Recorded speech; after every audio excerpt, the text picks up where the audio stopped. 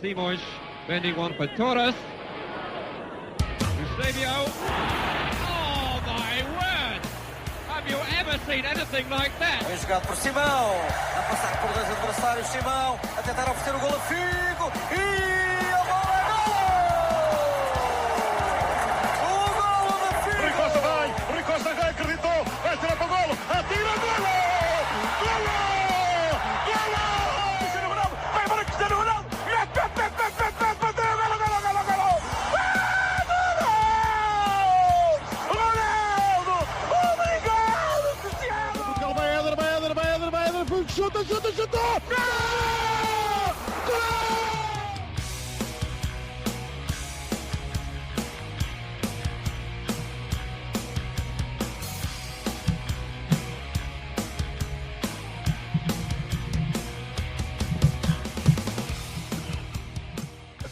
And we welcome you. Let me get it on the... Am I not on the... Oh, no. Leave the background. Oh, no. I'm trying to get on here. I promise you I'm here. I know you guys can hear me. Give me a second. Add to the stage. Seriously, what is going on?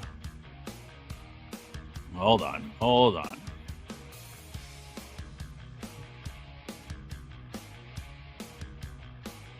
Oh no. Hold on, people. I know you guys can hear me. Because I know I can hear me. Why am I not appearing on my own podcast? That is strange. Give me a second. Thought I had all these kinks worked out. Background, no. Sounds, no. Background music, no. Overlay. All right, hold on. I was there for a minute. And there. No. Hold on, people. We'll get there. All right. For whatever reason, this is what's going on. Oh, that's not what I want. And this is what I want. All right. My God, what a way to start. Oh, what a way to start. But good morning, good afternoon, wherever you may be watching. If you're on the East Coast, if you're in Toronto, it's lunchtime. I am having a little bit of breakfast myself. Sorry. No. So that's gross, me talking with my mouth full, but I rethought I'm going to rethink that the next time. But from the José Batista podcast desk, we are the Seleção podcast. We are broadcasting live here at noon/9 a.m. on the West Coast because it's a big day. We get to find out where, there it is, Drink of Champions. Let me get a little, oh yeah, baby. Oh yeah. But we get to find out where Portugal's going to play in North America next summer as part of the World Cup 2026. Very excited, obviously, that we have made it to the World Cup. I'm very excited being from North America, from the United States, from California. Two opportunities for the national team to possibly make it out to where I live, state-wise. They could be 2 hours away in San Jose, Santa Clara. If they make it out to Levi Stadium, they could be a short 5.5, 6 hour drive down in Inglewood in the LA area. If they are drawn and play games at SoFi Stadium, a ton of possibilities. I was going through some of the information just to kind of get ready for today. And did you guys know that there are there are going to be third place teams making the round of 32, as there has never been a round of 32 until this year. But did you guys know? And I'm gonna hit you guys up with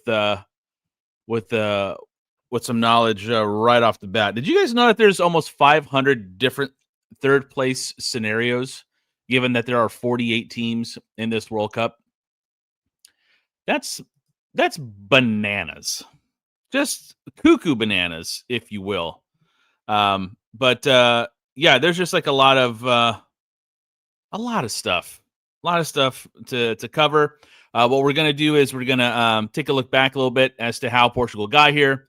I'll give you guys all the pot information. I'll give you guys the locations.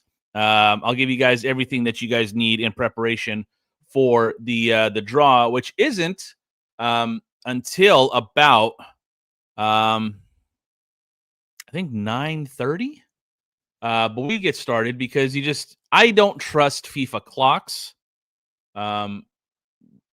They bother me. Let me see if I could find it on the old television here. Oop, let me see. Oh, there we are. I don't like the fact that this is a Friday. Oh, Heidi Klum, hello. I believe the last show that we did in terms of a draw was the Euro draw. We had Eric, the Portuguese Hammer Vieira, with us, but that was on a Saturday. Oh, Chris Hart's there too. Great. He doesn't say no to anything. But I would much rather this have been a Saturday draw instead of a Friday draw, just to get as many of you guys out here in the old studio watching with us.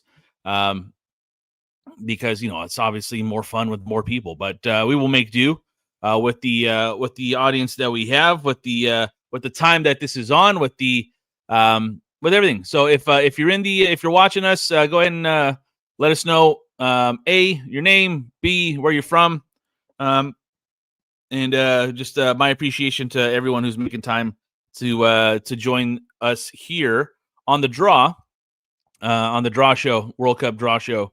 That's what we'll call it, the World Cup draw show, here on the Seleção podcast YouTube channel. So let's first go. Let's talk about the World Cup itself.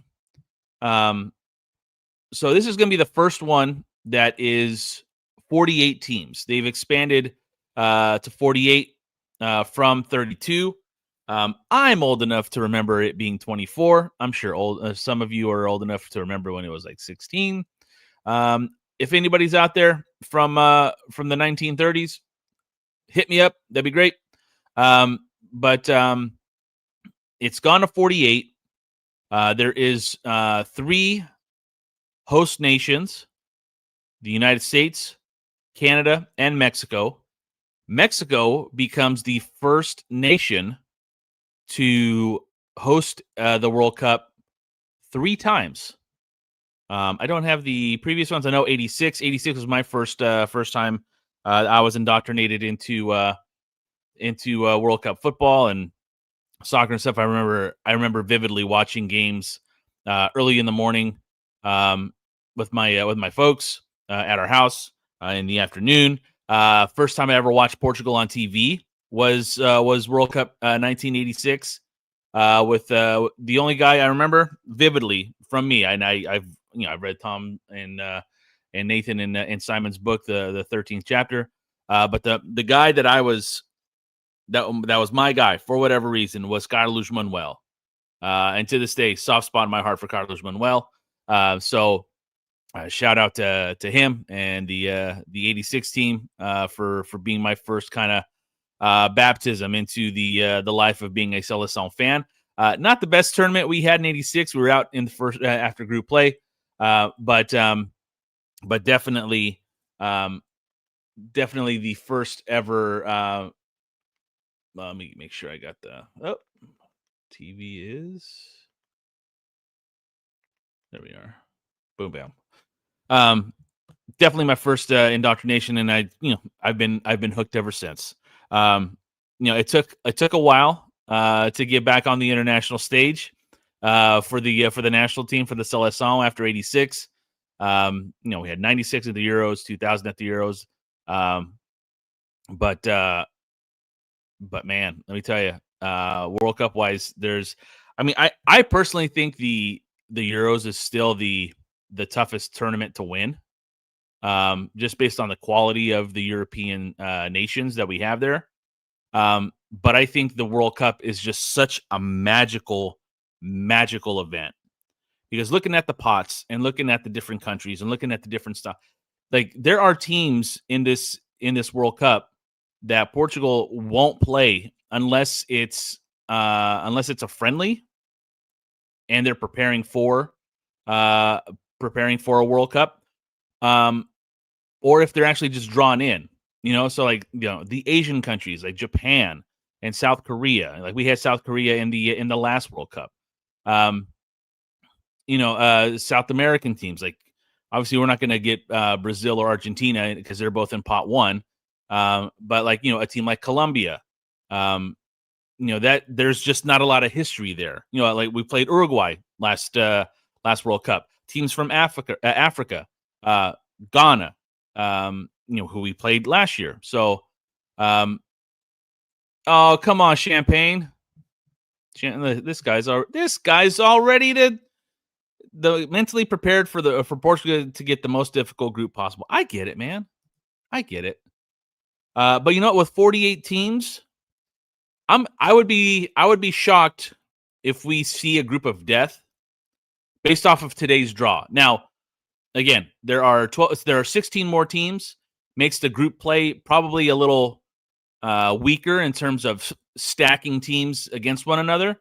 But you know what? Champagne honey, maybe we get the toughest draw. But let's kind of get. I'm gonna give you guys everything that I got right now in terms of what I can provide information wise. Give me 1 second as I am making sure that we are good to go on. Oops.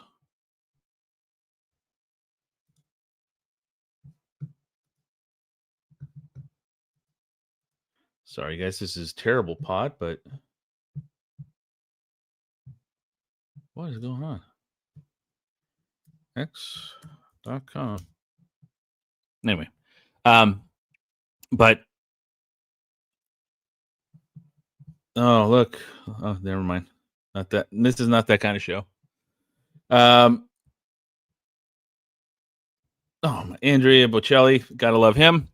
He's part of the opening here, but obviously, like we can't broadcast the draw like live. I can't like just go into the feed from Fox Sports, but obviously, all I got to do is just do this, and I'll let you know who's in. Obviously, if you guys are solely relying on me, I'm gonna do the best job that I can to give you guys the information as it's coming. If you guys are also watching, throw in your comments or watching the draw, I should say, along with me. Throw in the comments that in the chat and give me your thoughts on. And obviously, this is a Seleção podcast. A podcast about our national team, our Seleção. But I'm in the United States. I'm very interested to see who the United States get. They're in Group D already, and I'll go through the pots and go through all that as well. We have a huge contingent of supporters and listeners and viewers in Canada. They are, I believe, drawn in Group B, so it'll be interesting to see who they stack up against, and I'll let you guys know where those games will be taking place as well. But looking very much forward to the draw. It's always fun. The thing that is, stuff that is unknown is always kind of scary, but in sports it's what makes sports so great. The unknown, the unexpected is what makes sports so fun to watch, so fun to be a part of. And as I'm messing with my mustache right now, it's great. I love it. It's what makes sports such a great outlet and spectacle and experience. So yeah. So let me do one thing real quick, guys. As I'm going like through 500 different things. Let me try something here.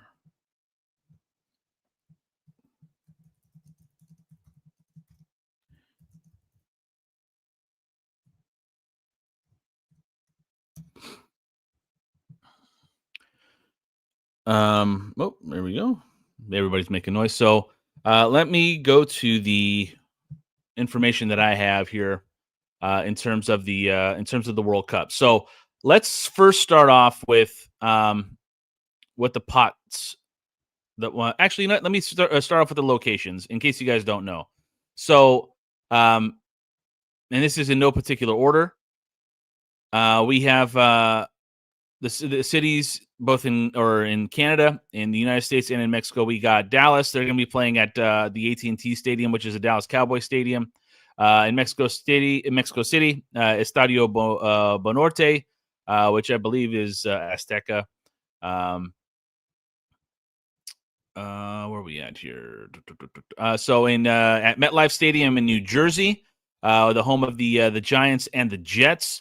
Mercedes-Benz Stadium in Atlanta, which we'll see Portugal play in 2026 no matter what, as we will get to that in a couple of minutes here. Kansas City over at Arrowhead, the home of the Chiefs, the Kansas City Chiefs of the NFL. Also an NFL stadium, and these are going to be NFL stadiums pretty much the entire way, except for the Canada and the Mexico stadiums. But Houston NRG Stadium, the home of the Houston Texans. The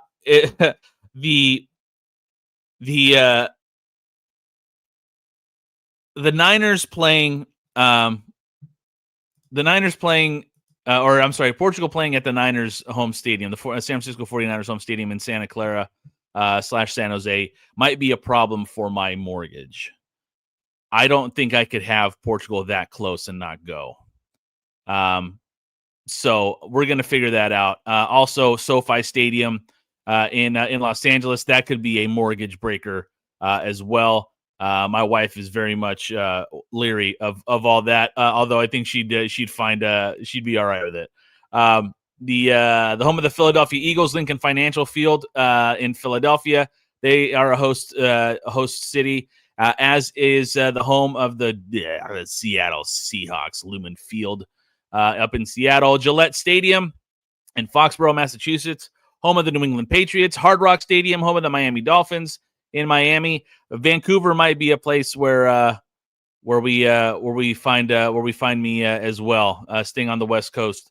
At BC Place, Monterrey, the Estadio BBVA in Guadalupe, in Guadalajara, in Zapopan, Estadio Akron, Estadio Guadalajara, that's home of Chivas, and BMO Field in Toronto for the last place there. So a total of how many host nations we got here?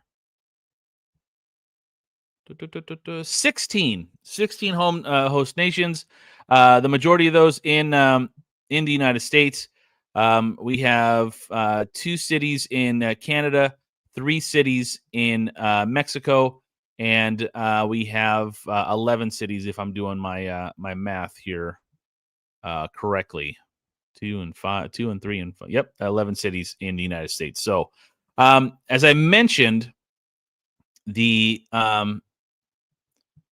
groups A, B, and D already have the host nations, Mexico, Canada, and the United States, in their spots. It's A1 for Mexico, B1 for Canada, and D1 for the United States. So in group play, Mexico will be playing at Azteca, at Akron, and Azteca again. Canada will be playing at BMO in Toronto for the first match, and then they'll be playing in Vancouver for matches 2 and 3. The United States are going to be on the West Coast. They're going to be at SoFi Stadium in LA for their first match. They go up to Seattle for their second match, and they come back to SoFi for their third match. Let me see something here. SoFi, okay. So Group G for me. Group G is a West Coast group. So that's something I am looking at right now. Boy, that's a tough group. J is a tough kind of group because you're be going between Santa Clara and Kansas City. Also Dallas, but Levi Stadium, Group J. There's some possibilities there for Portugal. So again, it will be interesting to see where everybody is lined up and falls here in the next few minutes. Let me see if I've got. All right, good there. So let's go to the pots. Do we have the pots? Hold on, where's the pots? Mrs. Potts. All right, so pot 1, and let me see if I can just share this real quick. It's better just for me to just go ahead and say it here, and I'll try to get it. I'll try to get it on the screen here. But we got some folks in the chat. Isto Vivo, yes, James. It is. It absolutely is. Nice picture, buddy. Good to see you, pal. And then LSFG07. I never get to watch you live. You're awesome, Danny. Well, hey man, I appreciate it. Sweet profile picture of Figu in that black 06 jersey. So yeah, man, I love doing it live. So I've said this before, but if you guys are new to the show, so I used to be in, believe it or not, with all the ums and the kind of minds that I like I just did right now, mind pauses, whatever it is. I used to be in broadcast radio, more on the behind the scenes things, but I would have an opportunity to go on air, do sports updates, I would host shows sometimes on rainy days, vacation days when the main hosts were out and about. So I miss doing it live. I miss the instant interaction that we get from even though I love the podcast platform. I love having people to talk to. But man, do I miss the absolute instant reaction from by doing radio, by doing a live show. So just flood the comments. I will get to them as quickly as I can, because it's just, man, it's so much fun to get everybody involved here. So let me pull up the pot information, and that wasn't me trying to pause or anything. I actually I was taken away a little bit. All right, so here we go. So from our good friends at Wikipedia, they are providing us here with the information.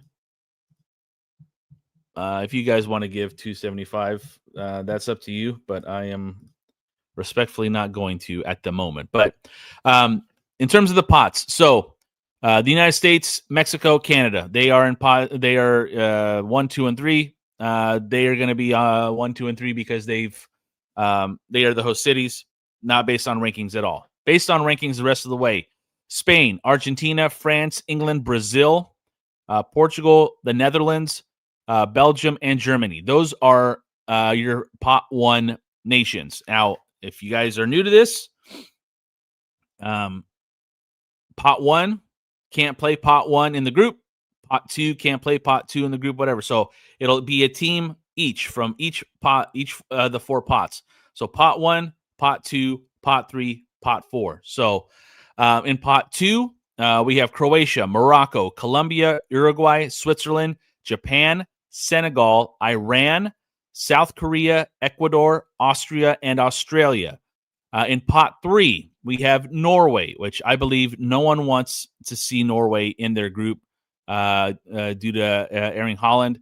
Got Panama, Egypt, Algeria, Scotland, Paraguay, Tunisia, the Ivory Coast, Uzbekistan, Qatar, Saudi Arabia, South Africa. And then finally, in pot 4, we have 6 more teams.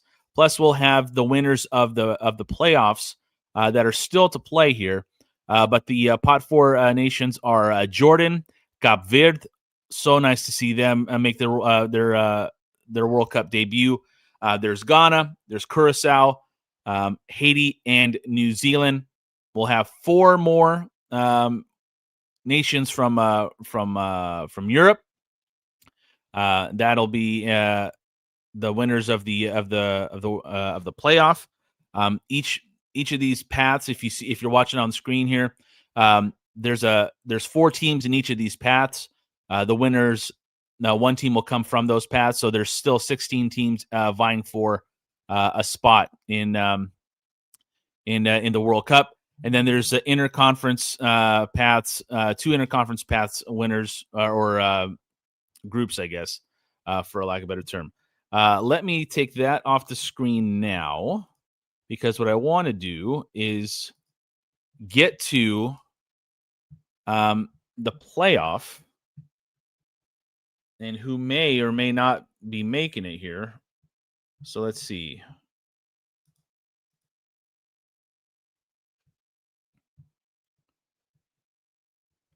All right. So in Path A, you got Wales, Bosnia, Italy, and Northern Ireland. So if you want to, you don't want to get to Pot 4 and get Italy. No matter, Italy might be missing a World Cup for the 3rd straight time. That is bananas. This is a World Cup that has expanded to 16 teams, and they are still struggling to make it. As they open up with Northern Ireland, these playoff matches are going to all take place in March of next year. Northern Ireland, they play Italy. Italy will be hosting that game, but then they will go either to Bosnia or to Wales to figure out who is coming out of Path A from the playoff. In Path B, you have Ukraine and Sweden, Poland and Albania. I don't think you want to see any of those teams if you're Portugal. If you're any of the Pot 1 teams, you don't want to see teams from Europe that made it through the playoff, because they could have very easily made it via the pot system and qualified, whatever. Sometimes you just have a bad qualifying period. Could be what's going on with Italy in the last few years. But they had a very successful qualifying. They had a lot of points. They just finished 3rd. It's sometimes it just happens. But in Path B, you got Ukraine, Sweden, Poland, and Albania. In Path C, Slovakia, Kosovo, Turkey, and Romania. And then in Path D, you got the Czech Republic, the Republic of Ireland, who gave Portugal all it could handle in qualifying. You have Denmark. Surprising to see a team like Denmark in the playoff, and then North Macedonia. So it could be, you could get any one of those 16 teams if you're Portugal, or any of the top teams. But the interconference path looks like this. It looks like it is there are 6 teams. Each pathway has 3 teams. So there's already 1 team sitting in the playoff final, with 2 teams playing in the playoff semifinals. So in pathway 1 of the interconfederation, I should say, playoff, you have New Caledonia and Jamaica out of the CONCACAF. So CONCACAF wise, I'd love to see Jamaica come out of there.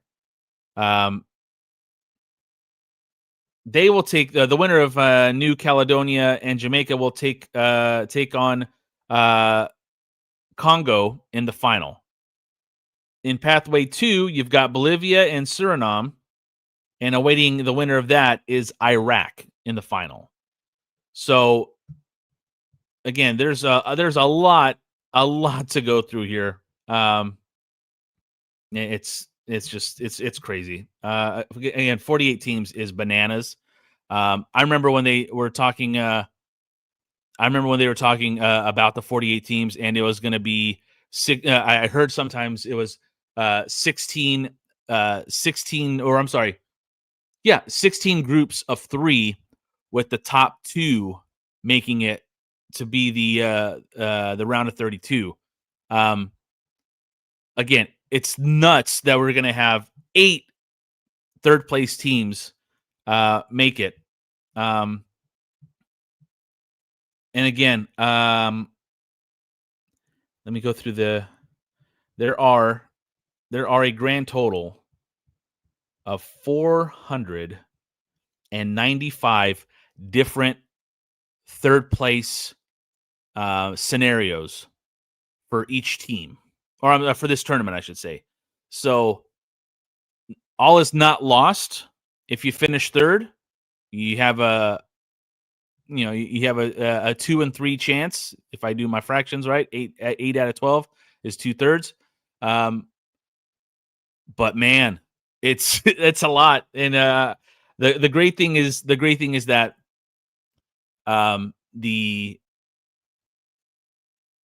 great thing is that you have, I mean, one, who doesn't like watching more international soccer in the tournament? I love international soccer. International tournament soccer. Sorry, is awesome. I love it. It's the best. We are still awaiting the presentation, or the draw here. They're doing some pomp and circumstance right now on the TV. But yeah, let me I just love it. I just love it so much. I have some more notes here that I wanted to get through or get to before the draw. And again, I appreciate you guys. I appreciate you guys being with me right at 9:00. Oh, I love this. I'm going to butcher your name, brother or ma'am. Sorry. It's interesting how the top 4 seeds can't play each other until the semifinal. If they win their group, yes. So what? Spain, Argentina, England, and Spain, Argentina, France, and England. They are going to be put on different sides of the bracket. They cannot play each other until the semifinals. I just got a message, so I'm distracted.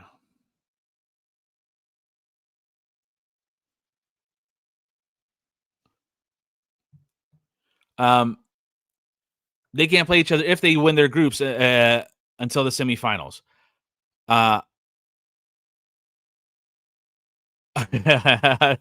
LSFG. Hold on. Let me get this comment on, because I tend to agree with you. I saw on Instagram a scenario where Argentina ends up in Group H, meaning they would play all 3 group stage games in the Miami area. Very convenient for a certain someone. Who would that be?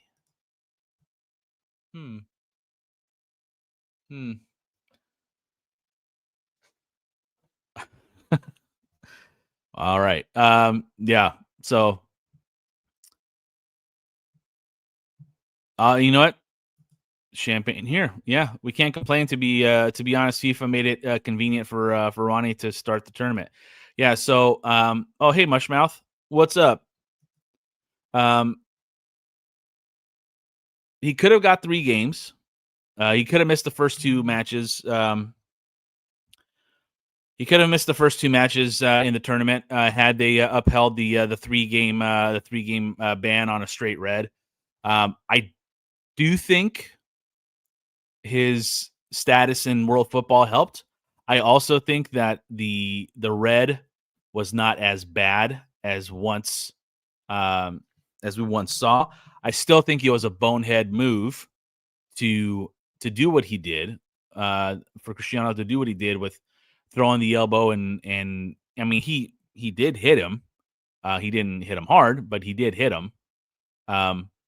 But I also don't think it merited 3 games. Now, the whole thing goes like this: if he misses 2 matches, what happens? You know, how does Portugal play in the first 2 matches? Not sure. You know, we're just not sure. And we won't know. And that's another thing, is that we just We just don't know. So anyway, so let me get back to my notes here. Where did we go? Oh, might be on my phone. Yeah, it might be on my phone. Might be better. Because I work analytically, I can't just jump around, even though I do jump around a lot. Once I see a list in front of me, so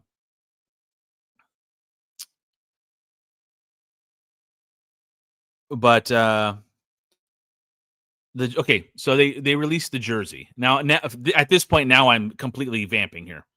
But they released the new jersey. I love the shirt. I love the top. I hate that we're going back to red on red. I hate it. I absolutely hate it. I loved seeing the red shirt with the green shorts. They had brought that back maybe 6 years ago, 8 years ago. It's such a classic look. It's such a clean look.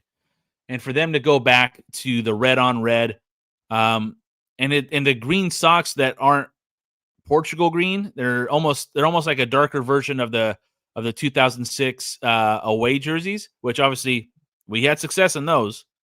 But I hate the fact that we're going red on red again. I've seen the leaked away jersey. I'm gonna have to see that one in person, like the full kit. I'm not wild about that one, but I thought Puma had completely hit it out of the park so far with their indoctrination into being the Seleção kit supplier. I thought the home jersey, the first home jersey, the away jersey was great. The unbelievable Eusebio tribute, the black jersey was so clean, so awesome. And then I saw the red jersey for the World Cup. I saw, yes, again, the waves. It has a story, right? But then they went red shorts. And it just fell off for me. I don't know if you guys are in the chat. Go ahead and throw out your thoughts on that. Let me see if I could pull up the jersey here so you guys can see, in case you guys have not seen it. Let's see here.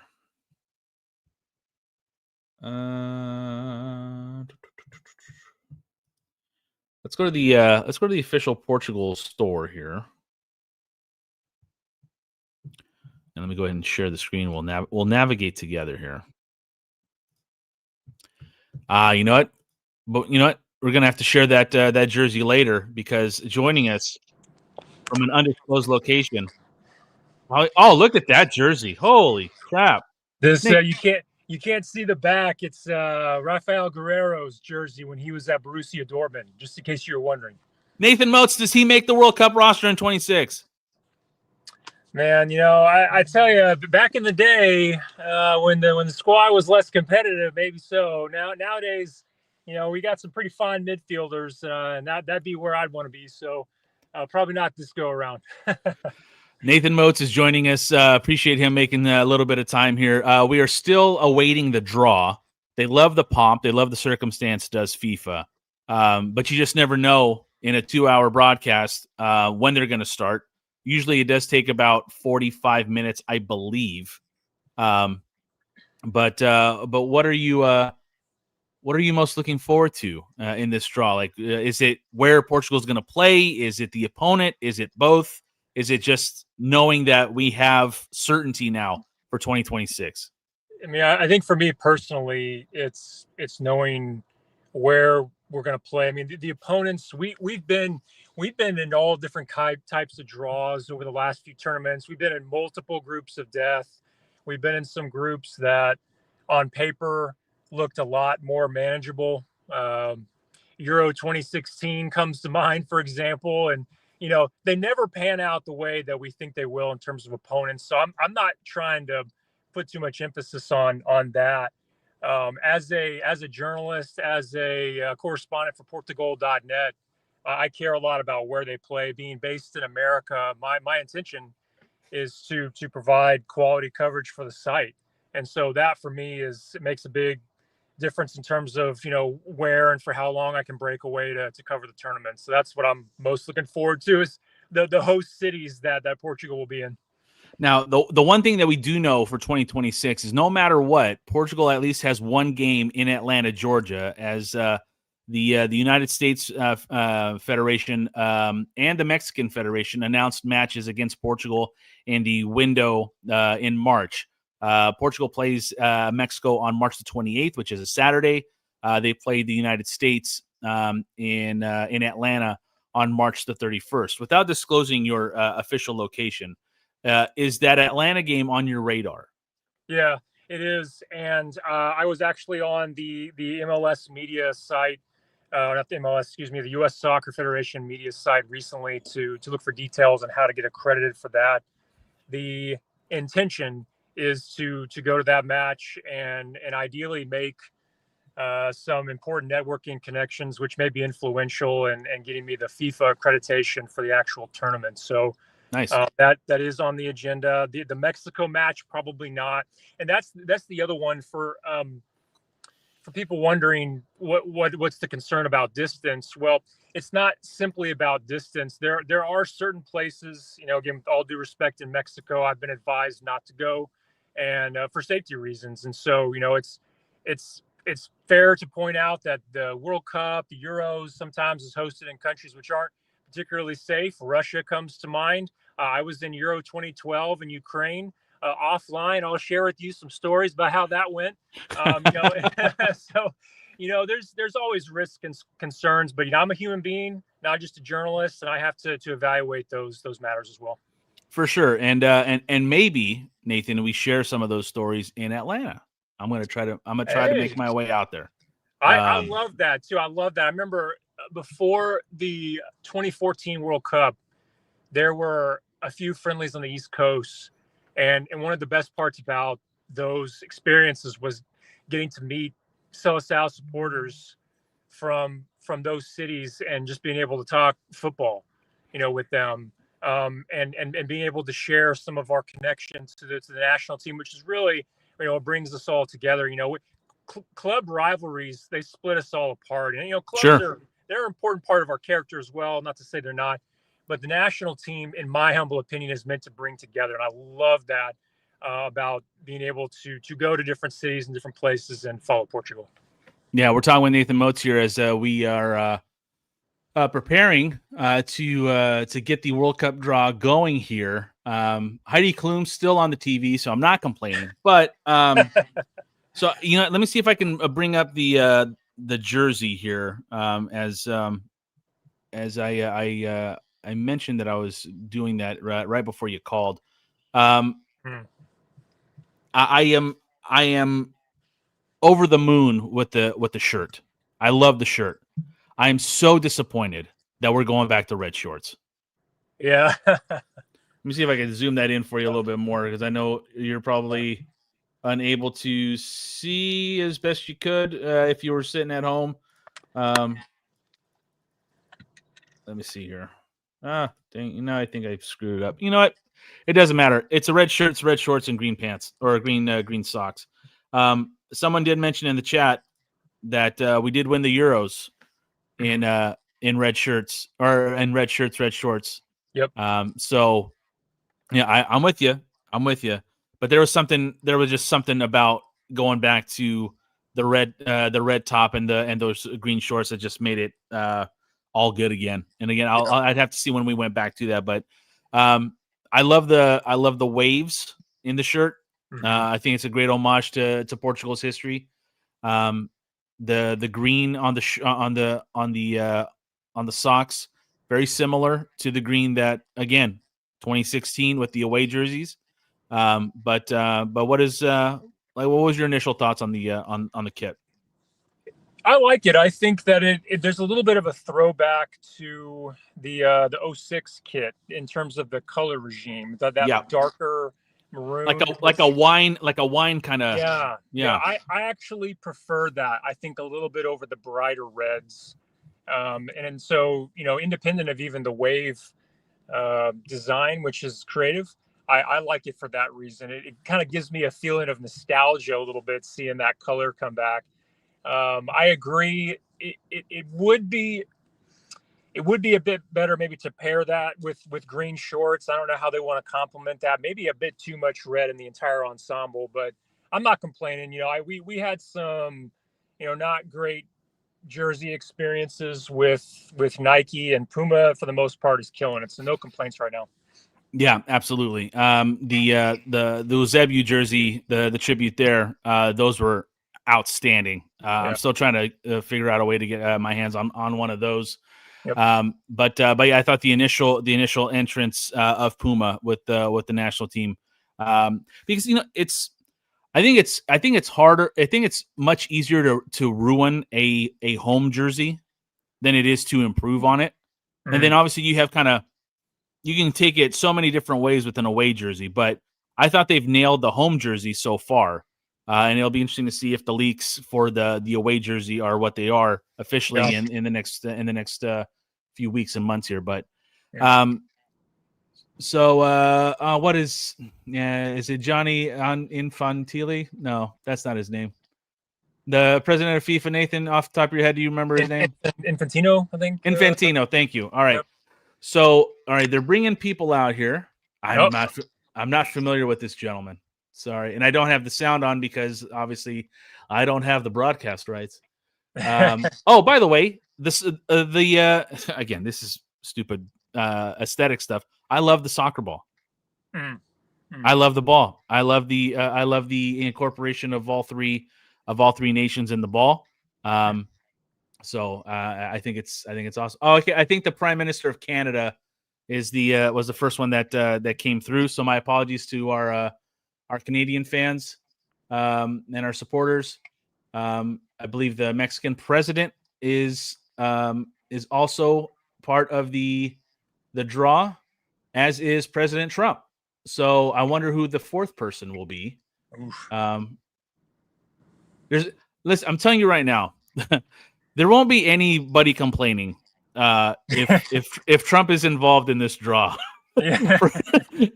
And okay, let's get real international real quick. There are two nations though that somehow can they not be drawn to the United States? I believe Haiti and Iran.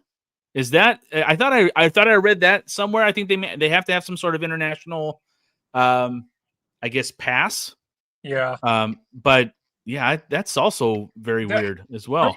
Something like that has been done in the past for, I want to say for the Euros and maybe even for World Cups too, when there's tension between nations. But more commonly, if there's that kind of tension, you normally see just a FIFA ban from the competition entirely. For example, Russia being banned from UEFA consideration. So. But right now, Russia's banned from UEFA, FIFA, I believe. All of it. I want to say the Olympics as well. Yeah, the club teams are not allowed to participate in Champions League football. None of it. So they're hard out right now. Yeah, it's a shame. It's a shame, competitive wise, because there are so many great players that may. And again, I'm not trying to get into any kind of political thing here. I don't know if they are in line with what's going on in their home country. Sure. But it's a shame that especially like I've gotten really into hockey in the last 2 years. The Russian contingent of players in the NHL is unbelievable, and they're top notch, and they're not going to be able to play in the Olympics. Yeah. That's that's neither here nor there, but sure. We do have the Mexican president is talking with her hands, so that's good. Very, very animated. She's wearing a purple floral dress. I believe the flower is a traditional Mexican flower. Don't ask me what that flower is. They are now speaking to President Trump. They've been talking with each of the president / prime ministers ahead of the draw. Infantino's now talking with President Trump. President Trump also getting the FIFA the first ever peace award. Mm-hmm. So so there's that. I'm just waiting for this thing to start, Nathan. I mean, I think I've run out of things to talk about. Yeah, I'm sure Portugal getting here the way they. Go ahead.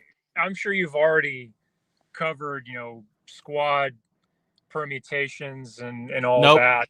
Nope, haven't even talked about the only player really that I've talked about so far is Ronaldo, and just because someone brought him up in the chat because of the red card situation. That again, he does not miss any World Cup games. So there's so I'm getting some notes here in the chat. Again, I'm taking these as I get them. I have not vetted these, I guess. So from João Batista 8377, nope, that's not the right one. Is that the right one? Nope, hold on. Here it is. So he mentions that their delegation, Haiti and Iran, was barred by Trump. Ooh, So I'd have to look into that. Okay. Again, also another thing that's kind of purveying here as the reason why Ronaldo is not suspended for the first two matches, money, and that is not lost on me. I do think he deserved the red. I don't think he deserved 3 full games for it. But again, that's more the subjective side of things, right? Yeah. What is Johnny Infantino doing? He's pulling out a name. All right, we got our first name. Hold on. Here we go. Drum roll. Oh, it's FIFA. I think he's I believe what just happened right now, Nathan, is that he just unscrewed a soccer ball to show the prime minister and the presidents how to do it. Yeah. Yes. All right, but this is for reals now. All right. Okay. I think this is the old okay, so all right. The ceremonial Canada, Mexico, United States. Okay. It's already everybody knows where they're playing. Yep. All right. I'm predicting, Nathan. I don't know about you. I'm predicting the Mexican president pulls out Mexico. What say you? That would not surprise me at all. All right, let's see what FanDuel what the odds on that is. All right, Mexican president has Mexico. All right, congratulations to Mexico. Pot 1. They are in A1, Group A. I mentioned that they'll be playing in Mexico. Obviously, they have 2 matches, first and third, in Azteca, and then playing, I believe, in Guadalajara for the second match here. Let's see. All right. Oh, so they play all 3 matches in Mexico? Yeah. So obviously, the United States are playing all 3 in the United States. Canada will play all 3 in Canada. Canada has a very interesting. They're only playing 1 game in Toronto and 2 games in Vancouver. Oh yeah. So it will be interesting. But all right, here we go. Pochettino. What is dense fog in Sacramento? Who cares? I mean, a local broadcast here in the Fox broadcast here in Sacramento, in Sacramento.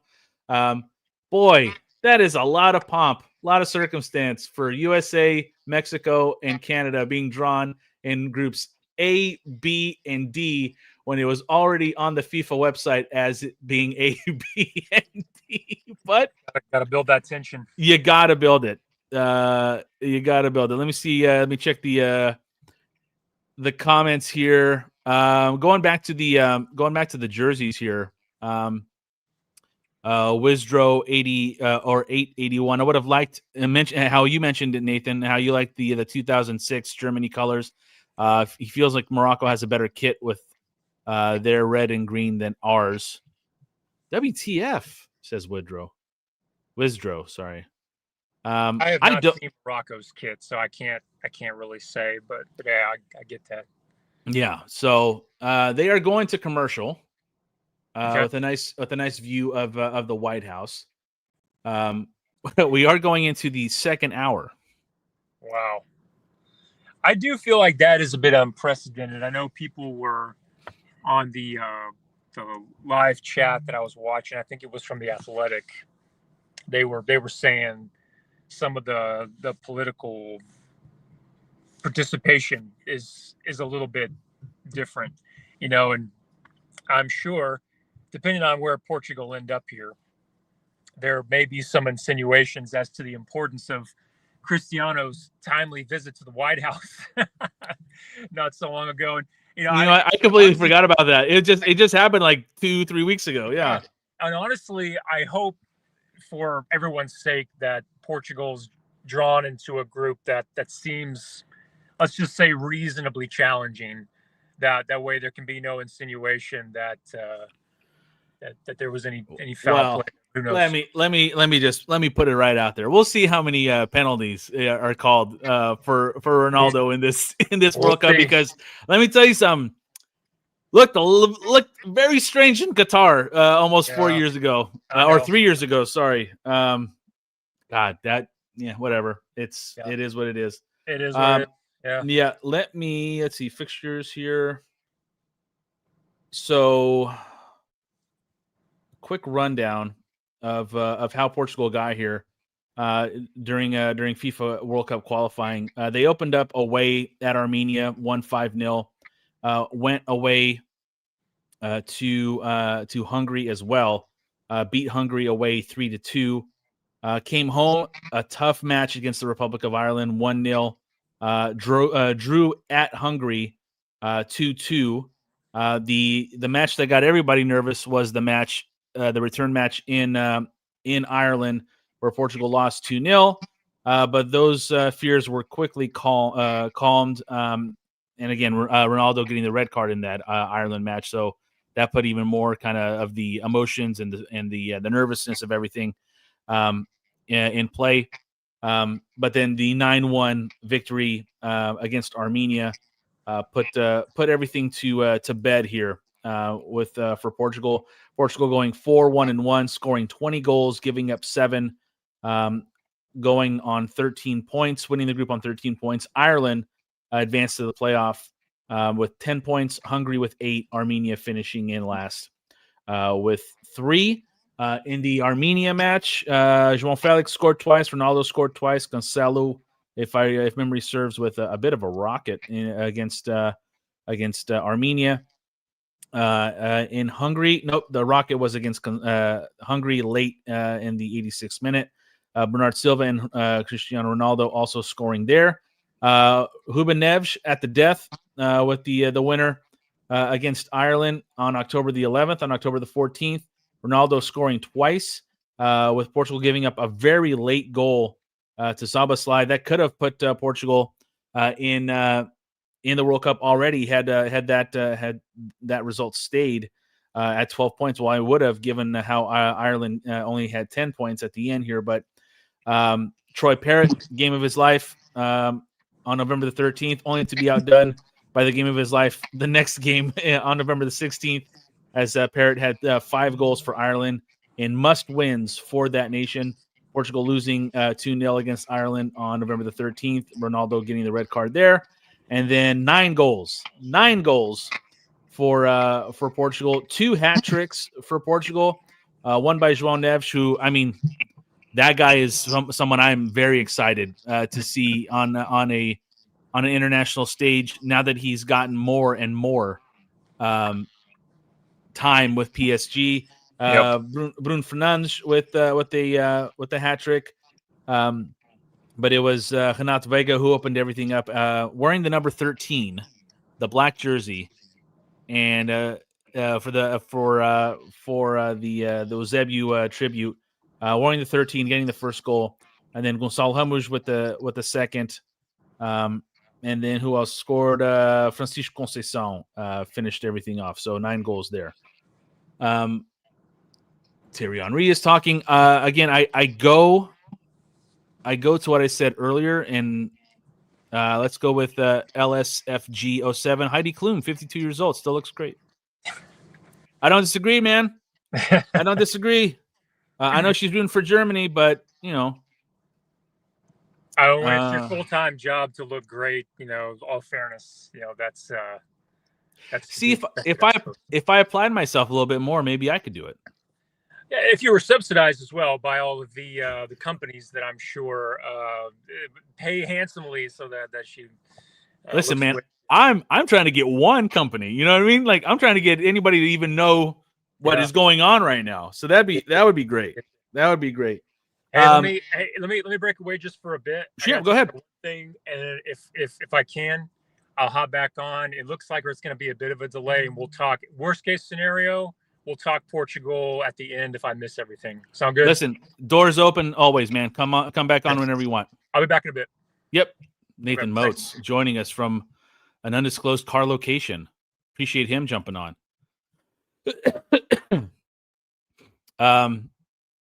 Are we getting ready here? Are we going? Kevin Hart's talking.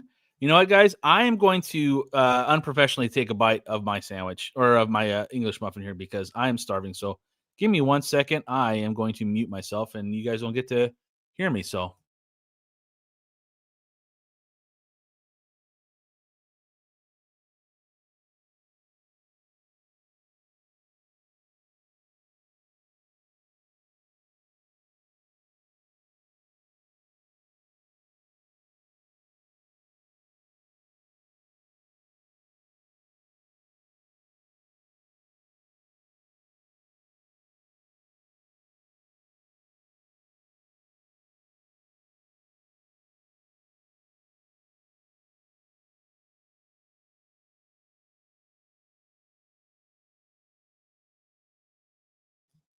All right, we're back.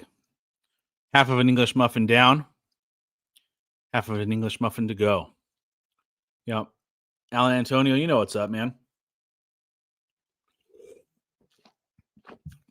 You know what? LSFG, I'm gonna save that comment for if and when Nathan is able to join us because I agree with you. Oh, there's a band now. Come on in? Who's here? Oh, what's up, Lucas? She does. Do you want to say hi to everybody? You don't want to say hi? Sure. Okay, right into the microphone. Hi. And you're home and not at school. Why? Because I'm sick. Oh, are you feeling better though? A little. All right. He has been dealing with something all week. Lucas, can you come close the door, Bubba? My man. Thank you. He does have great hair. Yeah. My oldest has it too.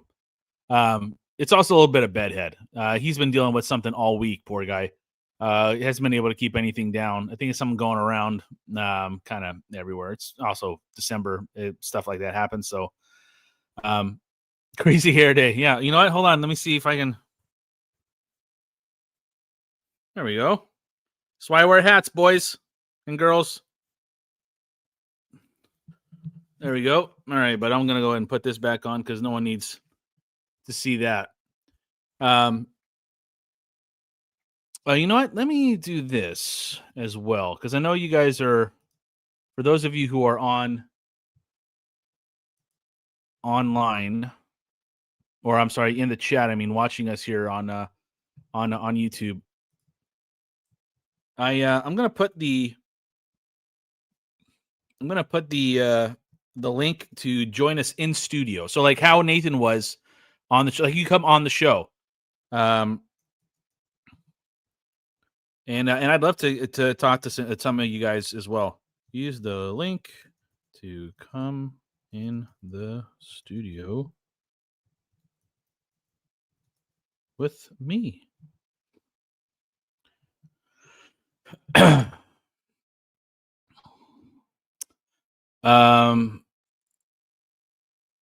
Were we talking about Montreal and I missed it? Because I think Montreal would have been an awesome city. It sucks. Doesn't have the facilities to host a World Cup game. That sucks, Tarmac. that's a city. I've got family in the Toronto area, the surrounding Toronto area. You know, miss odds for you to stream during the Derby. No, 0. I would love to, but no, it's not happening today. I got too much stuff going on that is non-Seleção podcast related after today. I've carved out this niche. I took today off with the idea of doing this. Tarmac, unbelievable. No World Cup games, but you know what, guys? Montreal, they have me funish. Hell yeah, I'm ready to go. Yeah, I've got some stuff that I got to take care of that is actually going to be happening during the match. So I unfortunately will not be able to do a stream during the big Lisbon derby. So, but as you can see, let's go ahead and veer to the right here. Let's hope it's a good day for. Let's hope it's a good day for teams wearing red. How about that? You know what? Good. Hey, you know what? I'm loving this. I'm on my 30-minute lunch. I'm gonna still listen to the draw though. You know what, Wizdro? Thank you. Appreciate you. You know, let me tell you something. It's dedication like this that makes me come back show after show after show. I say that with a little bit of tongue in cheek, but seriously, it's stuff like this that I'm like, hell yeah. Like I'm doing something that's connecting with people. So I honestly, I do appreciate that. And yeah, LSVFG, I agree. SLB all the way. But you know, it's funny, something that Nathan mentioned when he was on. And I'm gonna get a little use some words here. I don't give a shit if you come from Porto or Benfica or Sporting. When you put on that Portugal jersey, you're wearing Portugal and you're representing Portugal. You know, that's what I'm all about. Didn't know I signed up for a concert. Oh, Grant Silva will come on board. You know what? Tom is unavailable. João Batista. I try to get Tom as part of the as part of the contingent here of celebrities. But here we go. You know what? I got a celebrity right here. Devin Madelge. Let's get him on. What's up, Devin? Hey, what's going on? Can you hear me? The Looney. Yeah, absolutely, man. What's up? Yeah, I'm the Luso Looney. I'm well, man. How are you? Doing well. First things first. One, thank you for joining us. Two, I follow you on the old social media. So you coming on and taking part with me is a great treat, man. So appreciate that. But cool. What is Canada's thoughts on this draw? And we're in Canada once again. Are you based out of? Yeah, so I'm from Toronto, where we'll be hosting. I think it's like 6 matches, 7, but only one guaranteed Canada match. Only one guaranteed Canada match. We know it's going to be June 12th. It's going to be at they're calling it Toronto Stadium, but it's actually BMO Field, where the Toronto FC play. So is it one of those things? I think the Olympics does this too, where they don't call it the sponsored name. Yeah. They call BMO's it whatever. Not a sponsor of FIFA, so they gave it like a general name, similar to the Olympics. That's right. But the anticipation's building in the city. We have like a big countdown at City Hall. The mayor's been plugging it, and the volunteer call out happened. Well, it's international, right? But it happened a couple months ago. I applied to be a volunteer. Okay. And I am anxiously waiting a response, an assignment, because that would be really cool. Will you let me know and you let us know if you are a volunteer? Yeah, for sure. That's awesome, dude. Hey, good luck to you on that, man. I hope you get that. I hope so too, man. It would be sweet to attend the match, but outside the match, I know there's the training camp. So that would be really cool too, to see camp for some of these international teams. And then the less favorable assignment would be like they do like fan fests. So you're going to have like, I don't know, interactive displays and all these things around the city. And I understand volunteers will be supporting on that front as well. So I guess like outside of matches, they'll have like the fan zone, probably watch matches and stuff like that. Yeah, with so much international fanfare, right? Because there is going to be a lot of matches that people, or I should say, there are going to be a lot of fans that travel to these cities and don't have tickets. They'll go to the fan fests. They'll go to. I just thought about that right now. I'm not going to buy tickets to Levi Stadium or SoFi. I'll just go to the fan area. Yeah, Devin, you're the man. You just changed my entire summer. Well, you said it, man. People are simply going to travel, and they're talking about. I'm watching the draw right now. I'm on like straddling break, working from home, and watching that. Yeah. But they said people are just simply going to travel just to feel the energy. And any of the host cities, whether you have family, you're going in for like a summer vacation, whatever, just to be in the city where this is happening is going to be a vibe on its own, right? Yeah. And the city, we're expecting like. It's all like promotion and building anticipation, but I think it is actually going to come to fruition and this is going to happen, but the city's going to be buzzing for a month. And we already see like the building blocks of this, like the MLS season ended and now they're expanding BMO Field or Toronto Stadium. I saw that they're expecting 45,000 in terms of capacity, which I've been to BMO. I took a trip up to Toronto last time we were up in Canada in 2019, went to go see a Toronto FC match with my cousin Brian, and I'm like, that's not 45,000. So they are definitely adding seats to BMO.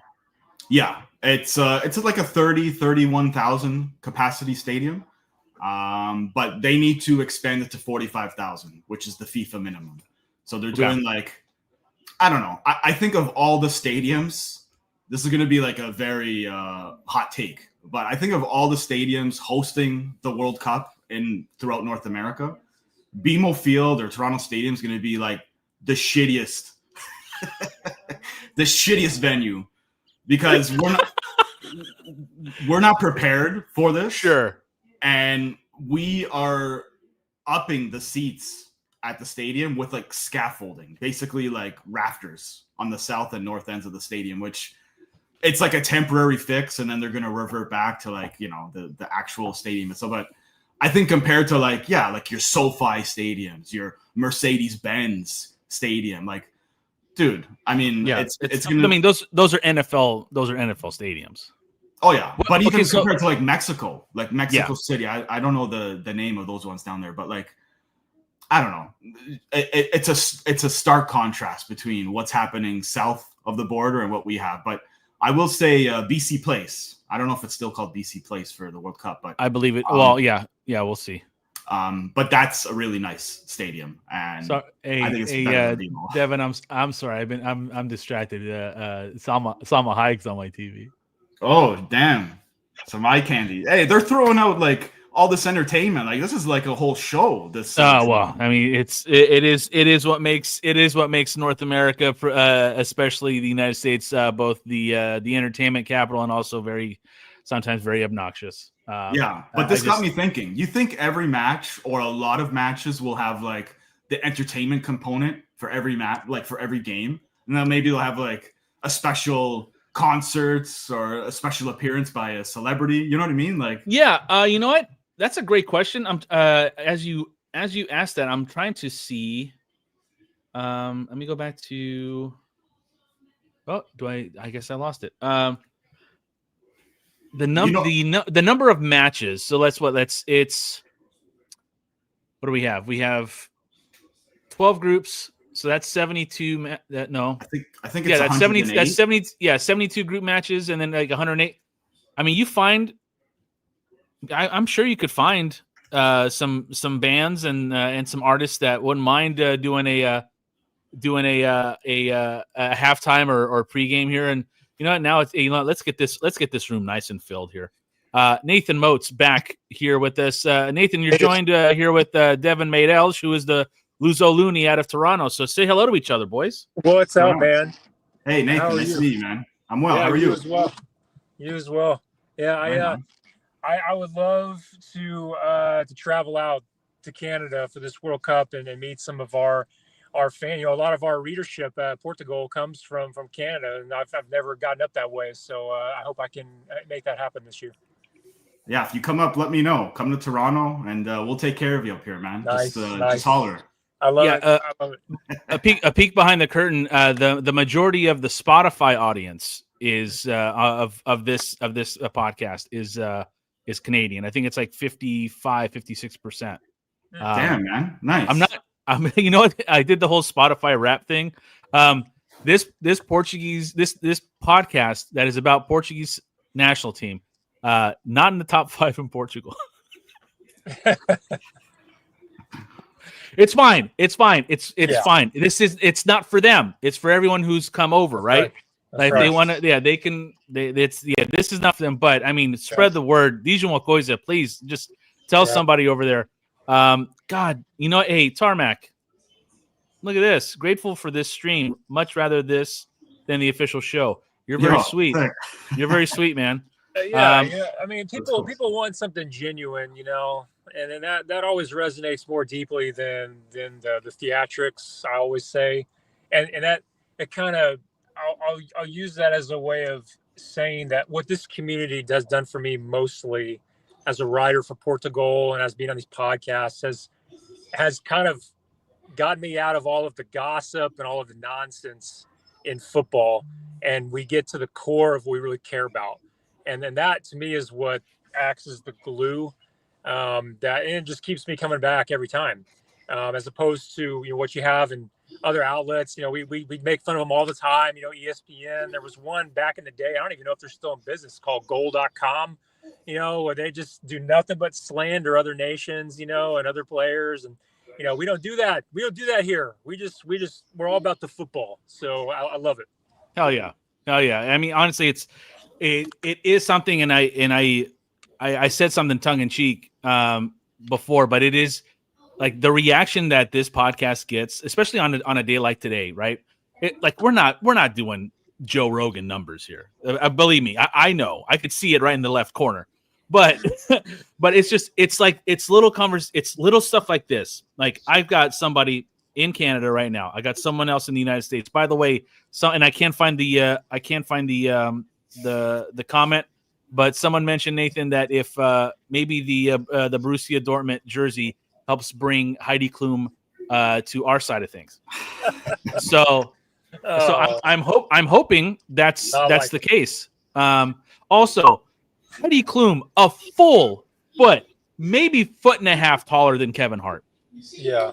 Oh yeah. Well, he's short dude. That guy, he's short dude. For most, couldn't they have been like behind a desk or something? I mean, Kevin, that's going to be a meme for like the next Oh yeah, level it up. And she's probably wearing high heels to add to that too. Just make Kevin look like a dwarf next to her. Yeah, no kidding. So it's unbelievable, man. So I had something for Devin and I forget.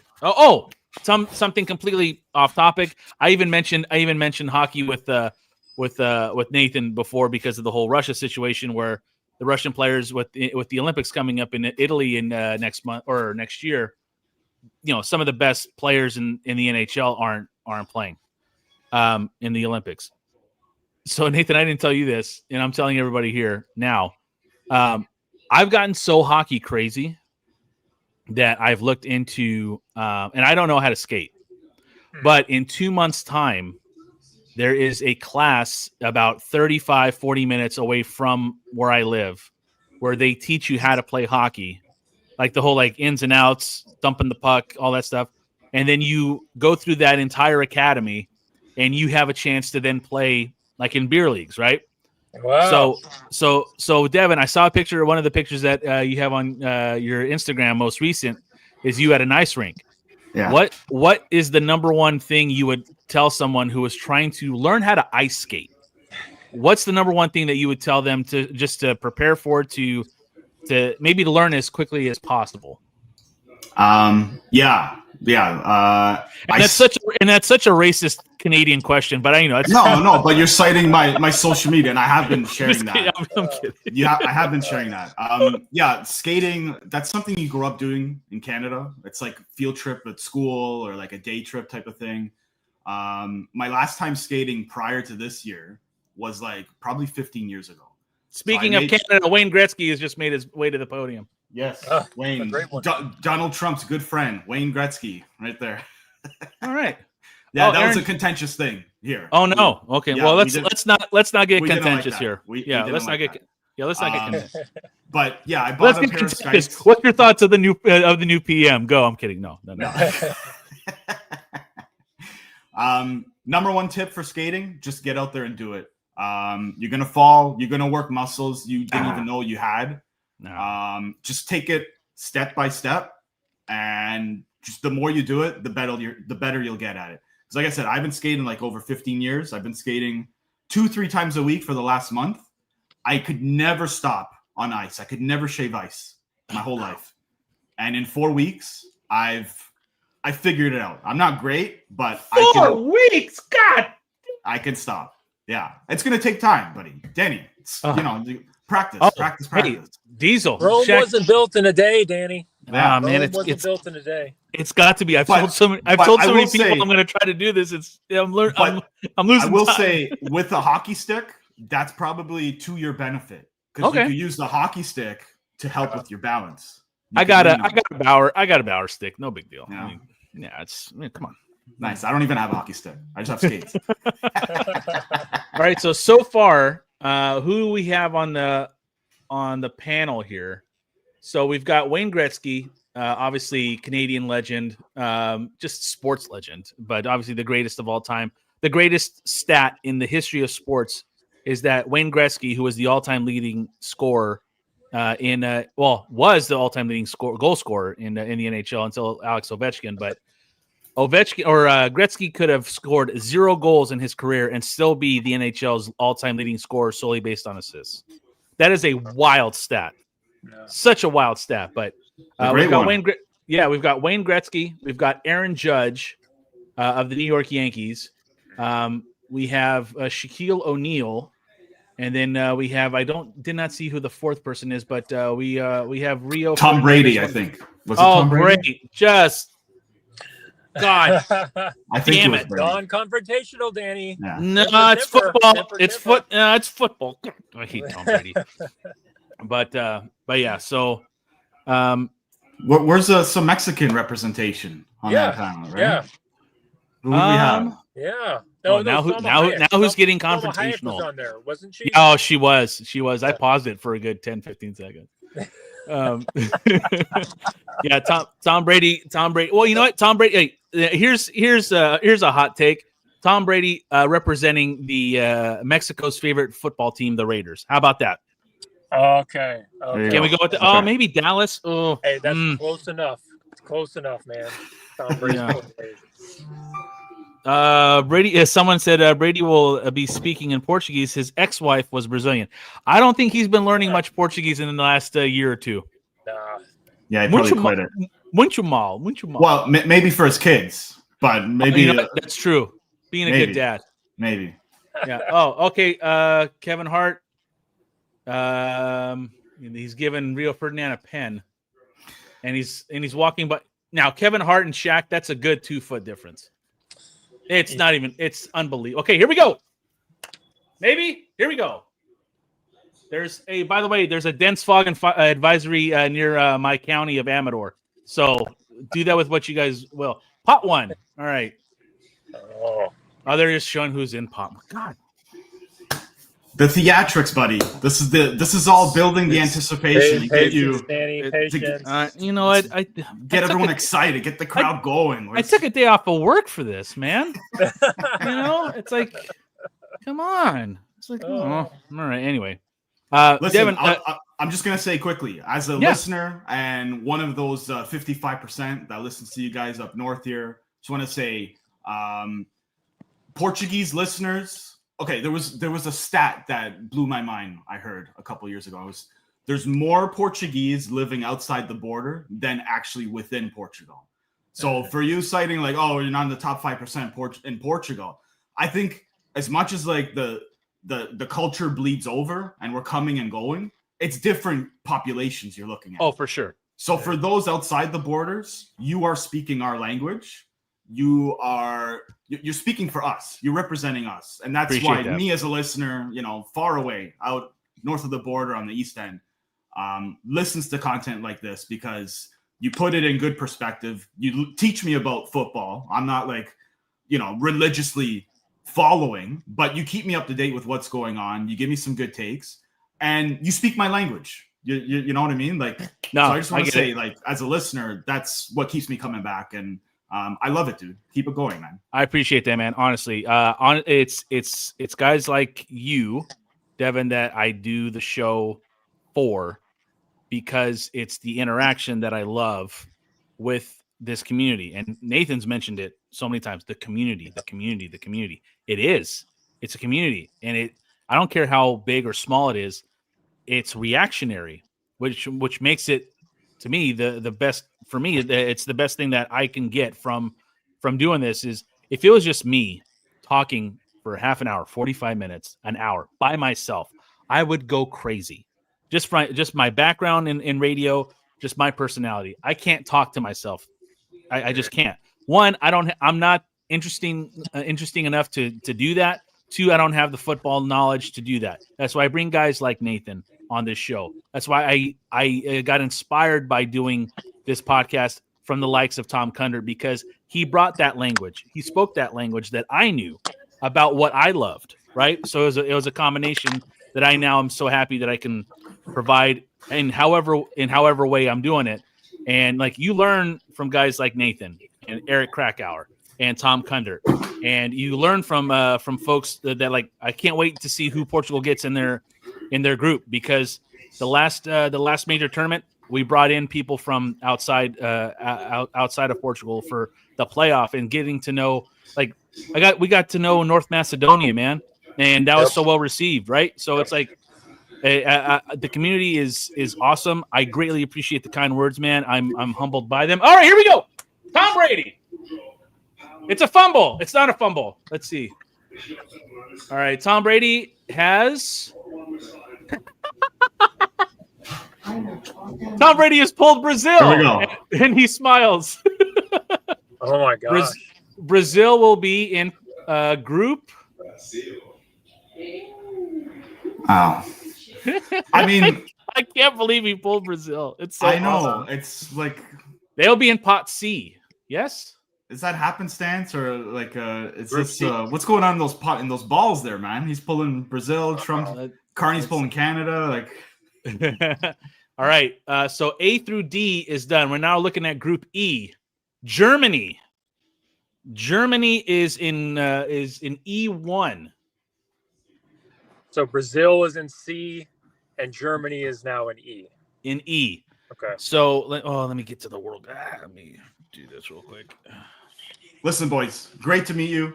I was happy to hop in. I just got to jump back to work, but listen, keep it going. And the stuff about the culture, to anyone that says the culture's dying and it's we're facing a crisis of keeping this going, the culture is alive. You just got to find it, and it's spaces like this that keep it going. It just looks Devin, different. You know what I'm appreciate saying? you, man. Honestly, hey, hop on anytime, dude.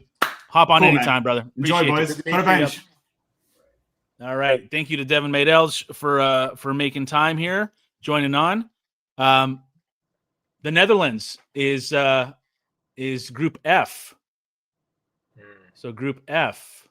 Belgium, Group G. That was one of the groups that locally would have made sense for me, Portugal wise, because they're going to be on the West Coast, in LA, in Santa Clara, and in Seattle. Group G, Belgium. Group H is Spain. Okay, man. So, oh, come on. Where are we at here? So let me go to the group stage. Here we go.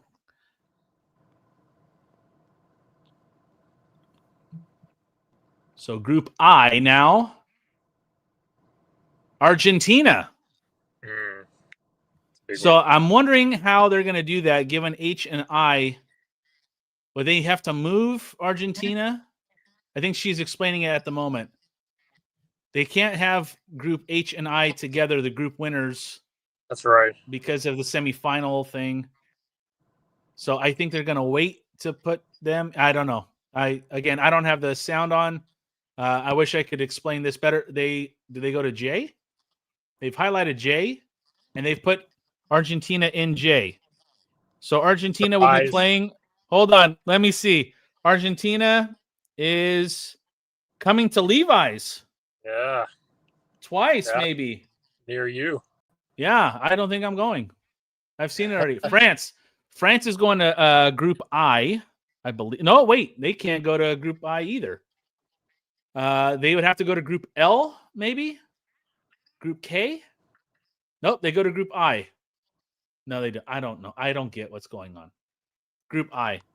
Group I is played on the East Coast. So Group I is France. Group I is France. MetLife and Gillette. So we're either going to be in Group KRL. K is Mexico and Miami.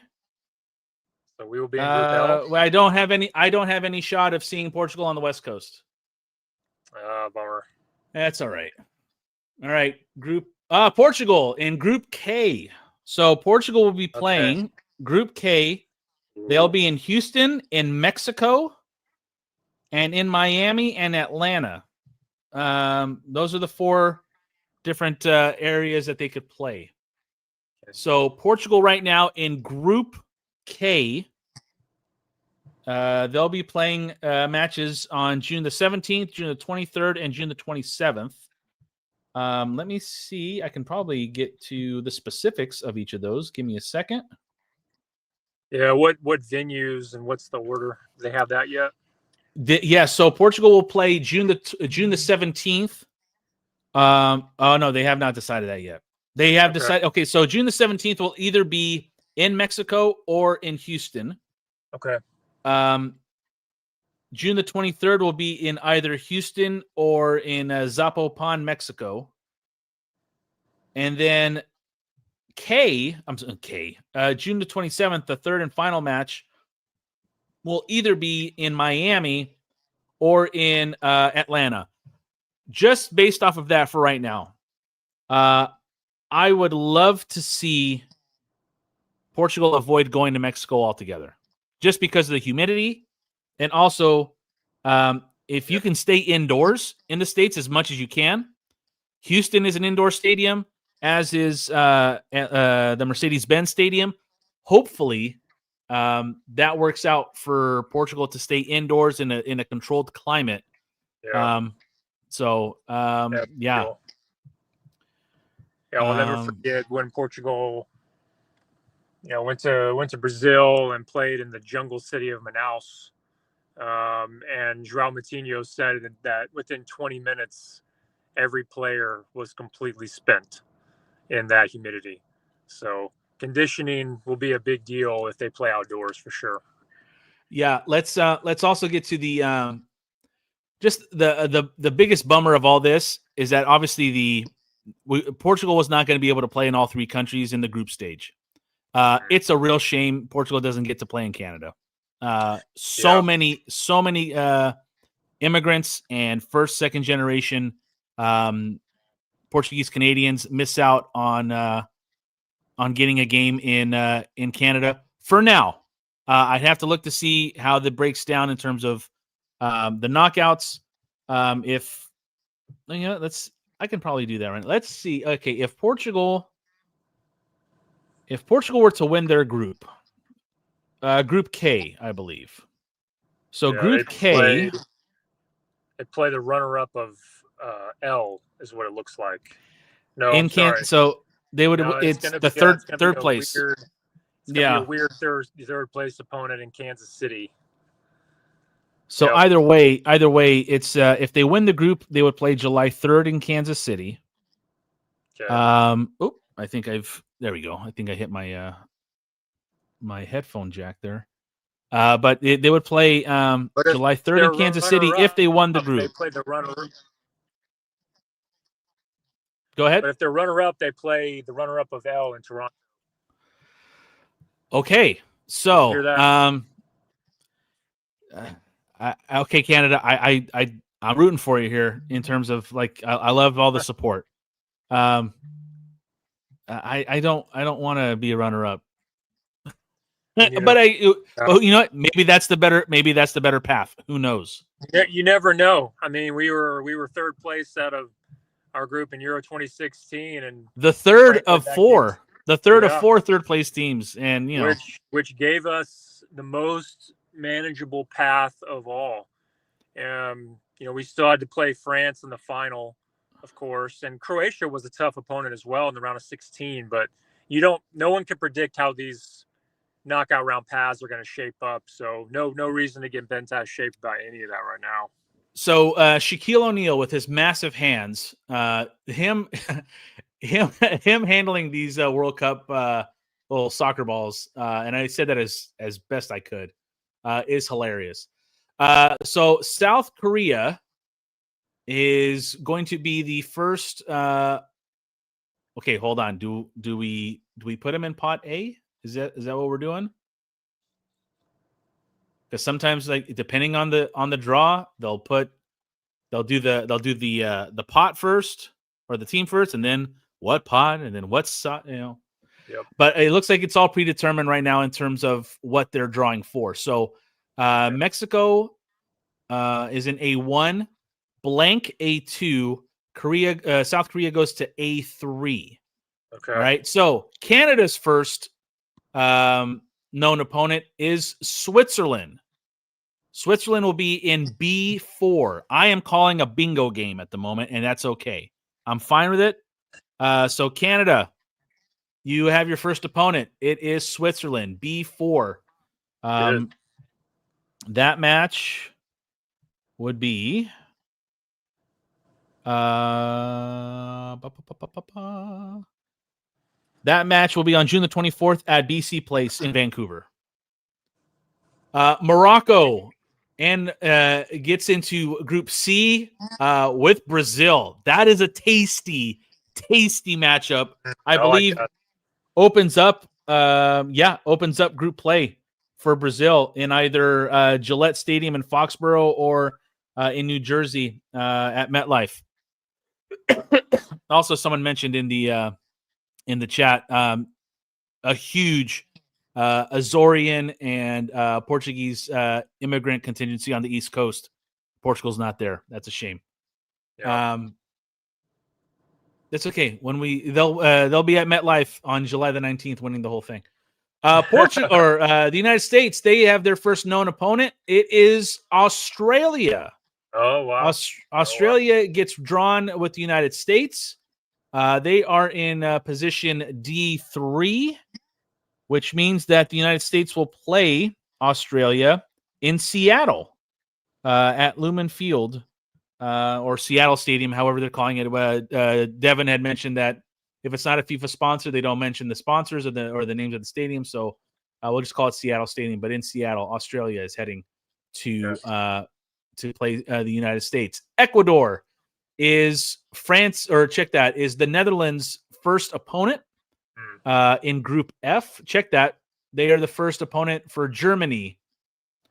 Group Nathan, D. everything is going so fast right now. So, Group E is Germany. They have now Ecuador. Ecuador is slotted in E4. So it should be the final match of that match for them. That'll happen in either Philly or in New Jersey. Okay. Japan has now been drawn with the Netherlands in Group F. That'll be the opening match in that group.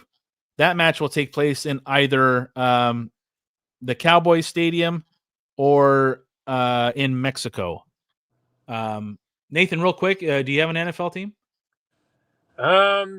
Growing up in Texas, we always watched the Cowboys. So. All right, that's enough. I don't want to hear anymore. They got run yesterday, didn't they? Yeah. Yeah, they did. I'm kidding. I'm not a big Cowboys fan, but I'm not gonna do that to you. Group G, Belgium has now found their first opponent, or one of the group members there. Iran. Iran is in slot G3. So it'll be interesting. Okay, so G. Those are all. Nope, they're not all American. A couple of Canadian games, possibly. We'll see what the whole Iran thing happens, but I like this match. Spain gets Uruguay in the final group match. I like to see that. I like to see that. All right, who's left? Good. Senegal, Austria, Uruguay, Colombia. Ugh, I don't want Colombia. Yeah, Colombia. They look capable. That's So okay. This is a World Cup. So it's either so who's left is Austria, Senegal, Colombia, and Croatia. I don't believe we can get Croatia or Austria in this first go around because of the both European nations. Well, Senegal just went to France in Group I in spot I2, so that's the opening match there. Leaving Croatia, Senegal. Check that. Croatia, Colombia, and Austria. Okay. Maybe we can get a Europe. I mean, I would think, because there's 16 teams from Europe, so they would have to get a European team. I think a maximum of 2. 2, yeah. Per group. All right. In Group J, Austria. Austria is headed to Group J, where they will take on Argentina in the second match of that group. Tough draw for them. Leaving Croatia and Colombia for Portugal and England. Ugh. I was very certain that there wasn't going to be a group of death, and already. Well, all right, let's see who Portugal gets here. Colombia, and that is the final. Wow. The final group match. Wow. So that match. What a pairing. In that match in Group K will take place on June the 27th at either Miami or Mercedes-Benz Stadium in Atlanta. And when will we know that? I guess at the end of the draw, we'll have I'm guessing so. Maybe in the next 24 hours or so. I also saw something. I saw some 24-hour thing. So we may not know the venues exactly at the conclusion of the draw, because I don't know if we'll know. We know the possible venues. I don't think we'll know right after the draw. Okay. I think they might be doing a logistics thing, but I would assume that they would have done a logistics thing already. I'm not sure why they don't already have the spots there. But I'm going to as we sit here, I'm going to update the banner to reflect what is going on so far. Portugal is in Group K. A lot of talent with Colombia, but I like that pairing. I think that it's important to have a strong test, in the group stages. I tend to think that, like many, Portugal have played better football in the groups of death than they have in other groups.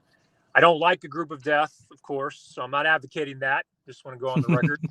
But I do think it's important to have some formidable tests before you go to the knockouts. And I think Colombia is a good opportunity to see if Martinez's tactics are going to hold up a little better than they did in the Euros, for example. We really haven't been able to see how this team can do in qualifying versus a truly competent opponent. And when we have played, for example, Ireland, we've struggled. Hungary as well. So I look forward to that match. I hope it's one that I can get to and cover for the site, because that's definitely going to be a good one. I mentioned this in the beginning part of the broadcast.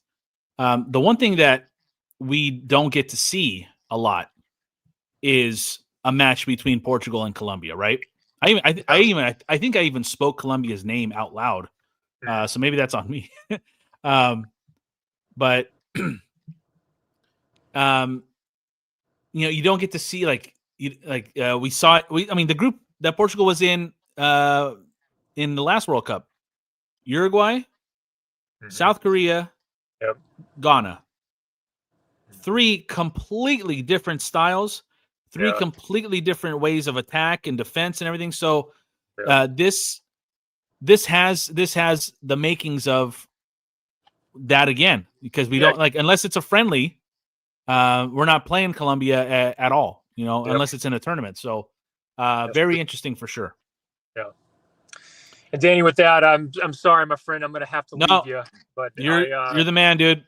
Yeah, it's good to see you, and good to know that you got charge of things, and we'll catch up and talk about all this at a later time. No worries.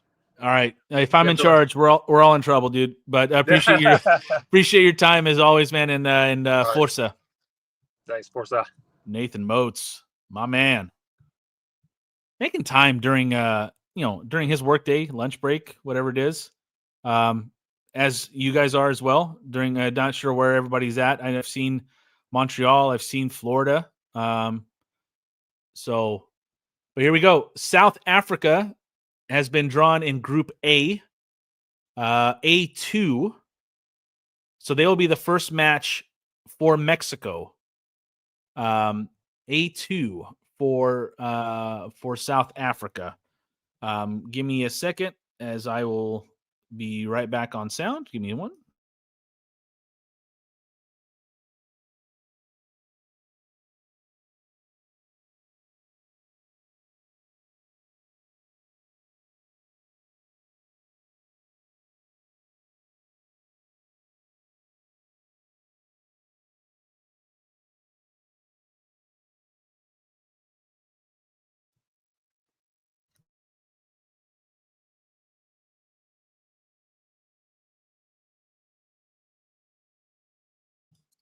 All right. Sorry about that. What am I eating? A very cold English muffin. So Qatar has been drawn in Group B. Qatar and Switzerland will be the opening match on day 1 in Group B for that squad, or for that group. Well, will be an opening match, I should say. Okay. Paraguay has just been picked. They Group C is here. I don't believe, because Brazil is also from South America, they can't be in Group C. Again, this is all what I'm going off of the TV. So they moved to Group D, which is the United States, and that will be the opening match for Mauricio Pochettino and the United States. It'll be the United States against Paraguay for Group D's opening match at World Cup 2026. All right, Aaron Judge opening another little soccer ball. Looks like it's the Ivory Coast heading to Group C. So Brazil and Morocco is the opening match in Group C. The Ivory Coast still awaits to know who their opening match will be. Nope. Is that why? Why? They're going to Group E. I don't know why they're going to Group E. Why wouldn't they go to Group C? African nation. There it is. Okay. That's my bad on Morocco. So it will be the Ivory Coast and Ecuador on match day 1 in Group E. Slots E3 and E4. Tunisia has been drawn. They look thrilled. I believe they also can't be in Group C. Boy, my geography is totally getting tested right now.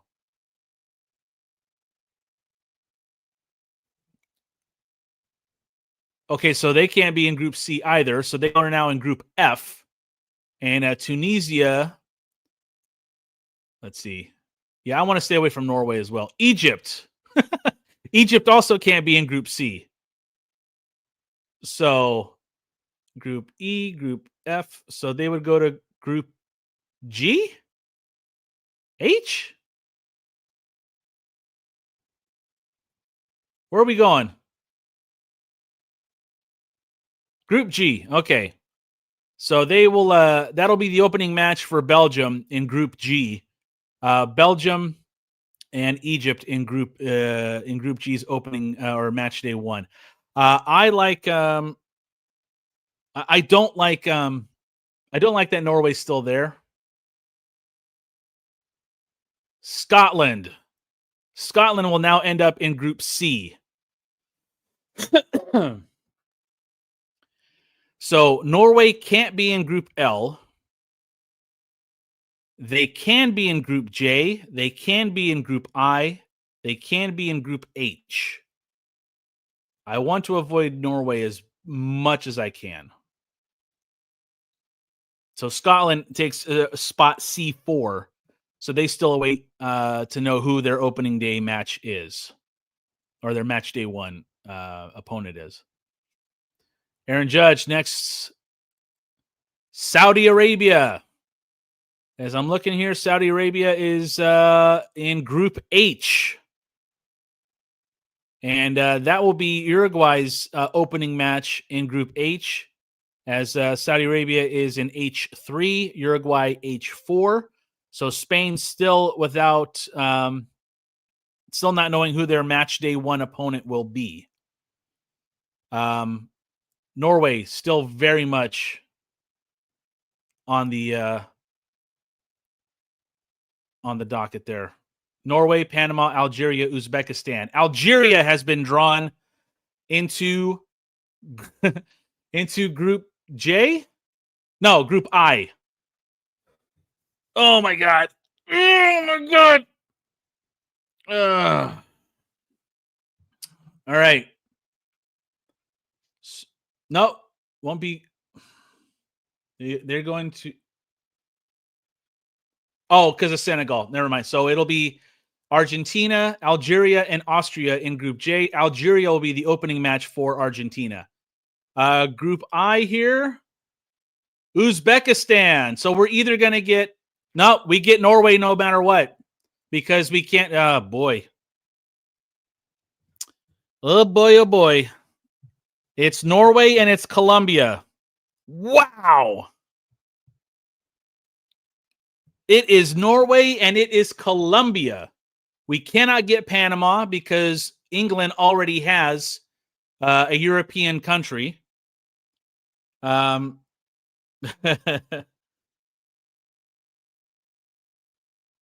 Wait, we got Uzbekistan. That's why someone just said stop talking. Okay, thank you. Did I not see? All right, that's on me, guys. Sorry about that. So it's Uzbekistan, who is not. It's not. Listen, it's one of those. Yeah, boy. Whoever said Wikipedia is up to date on this thing, that is 100% true. It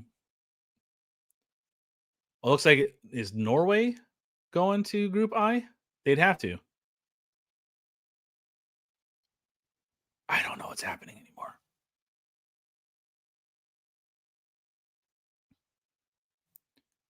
So Panama goes to Group L in L4. So they still don't know what their match day 1 opponent is. But Norway in Group I, France's group, it'll be match day 3, France, Norway. Okay. We avoided Norway. Uzbekistan, very underrated by a lot of people on the chat and on the and in what do you call it? Just pundits everywhere. So yeah, Mbappe versus Holland on match day 3. I almost on a cardiac arrest. Thank God. So yeah, sorry about that, boys and ladies. If there are ladies watching, I don't like the numbers would not suggest that women watch and listen. A lot of them, I should say, watch and. But if you're out there and you're watching, I appreciate you. God bless you. So we are 3/4 of the way. I'm going to go ahead and update the banner. All right, so let's hide that. That's Uzbekistan. That's K3. Uz. Best to look at the screen to see how I spell Uzbekistan. Uzbekistan. Love it. All right. Oops. There we are.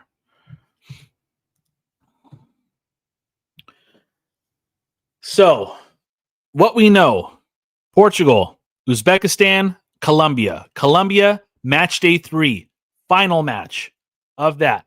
Here's what I don't want. I don't want a playoff team from Europe. That's what I don't want.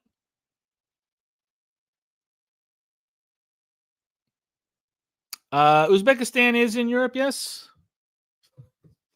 God, I'm so dumb, ladies and gentlemen. I really am. I do apologize. You there? No, they're Asia. Okay, so we could get a European. We could get a European team.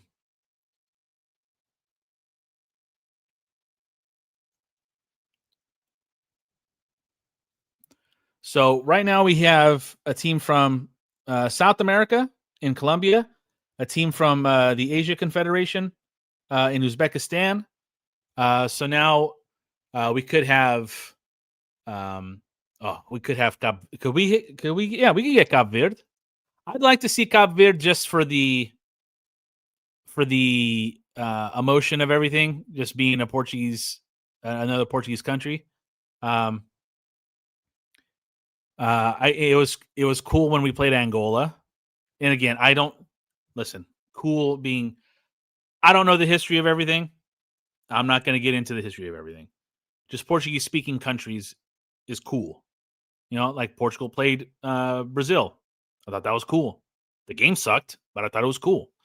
So let's see what happens here. Let's get to, okay. So if the playoff, all right, I'm gonna wait here. The last part of my English, a cold English muffin, guys. Sorry.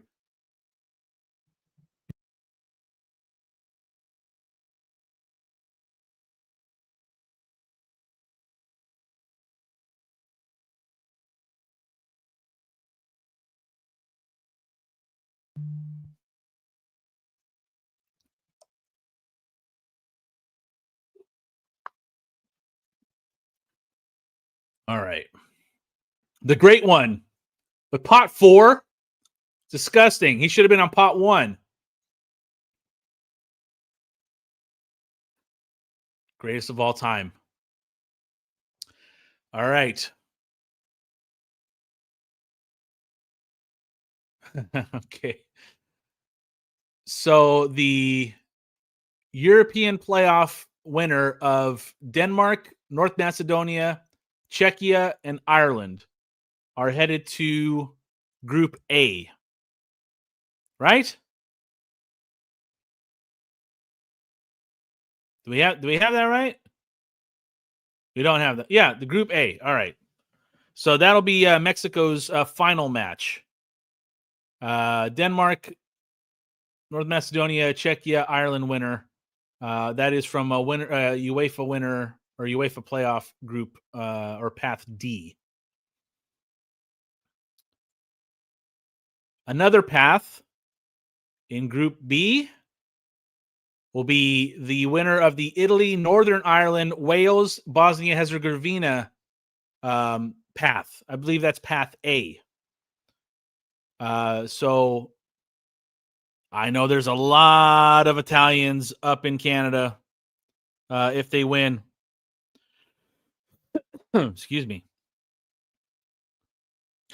I'm sorry I'm making your workday very unproductive, LSFG. That's pretty much my plan.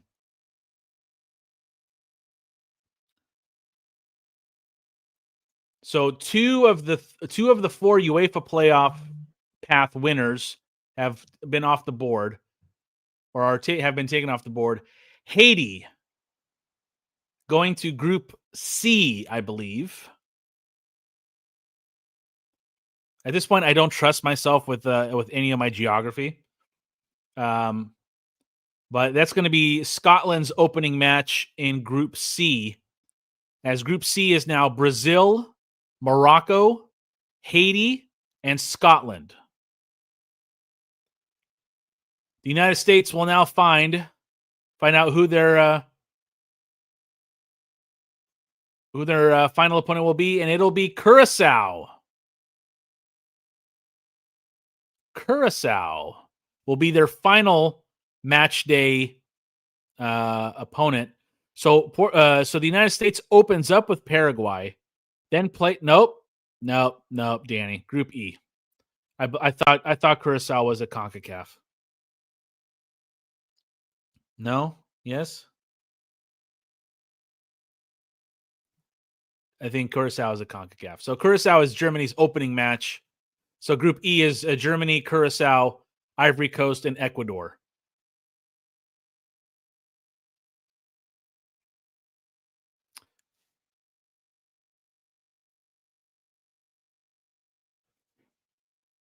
What pronunciation? Unless you're watching it, I don't know. So, okay, here's something interesting. So the FIFA Interconfederation playoff has just been drawn. It involves Iraq. Iraq is in the final of that with Bolivia and Suriname. They go to Group I.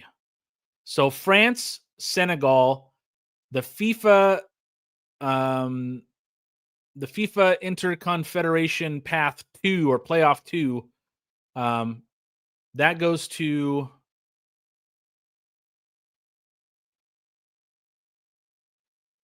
Cape Verde goes to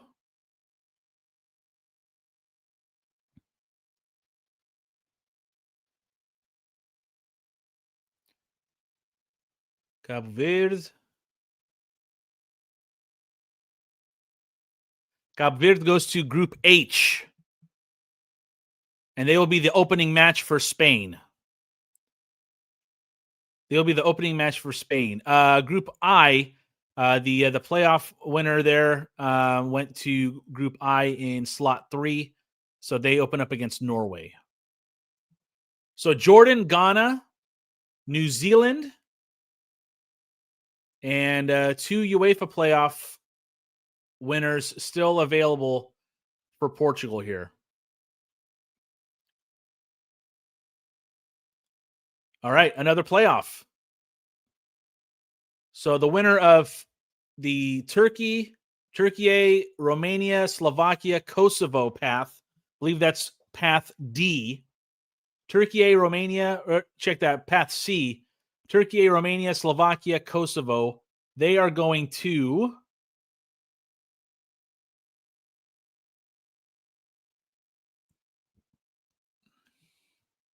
where are they going, guys? They're going to Group D. All right.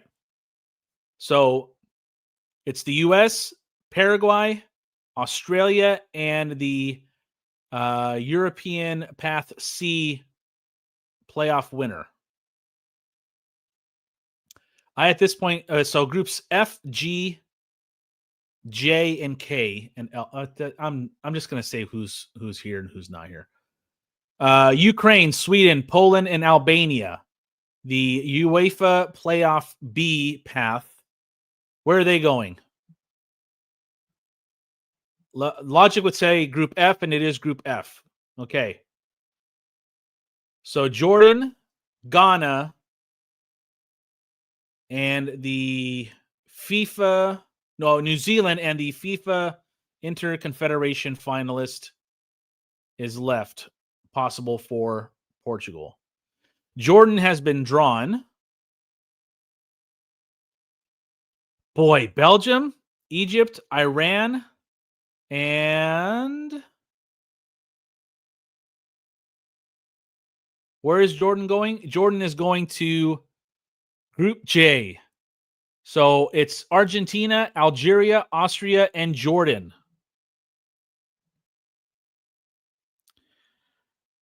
Oh, boy.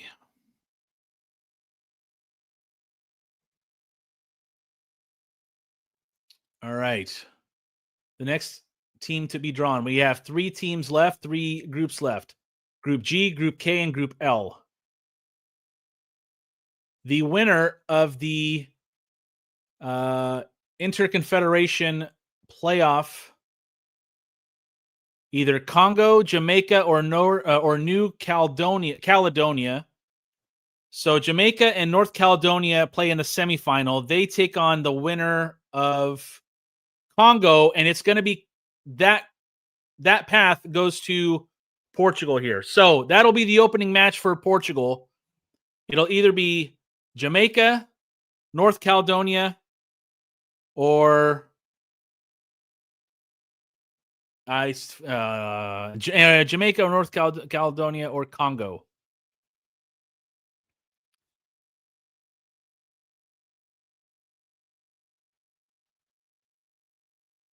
Let's see.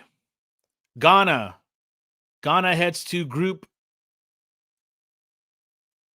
L because Egypt can't. No, Egypt, Iran, Egypt, Iran. Boy, I hate my lack of geography so much. I'm so sorry, guys. Group L. So kind of tasty 2 opening games for England. England, Croatia, Ghana, and Panama. So England's going to need to get points off of those first 2 matches in Group L before taking on Panama. And let's see.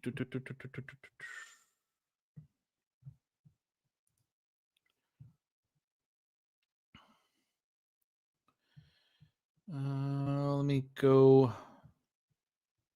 Sorry, guys. I'm looking at.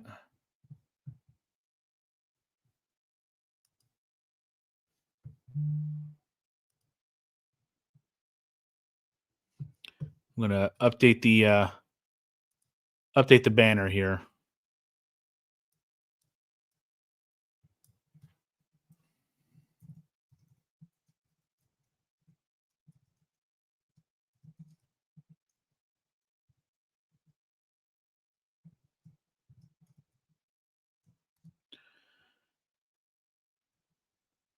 All right.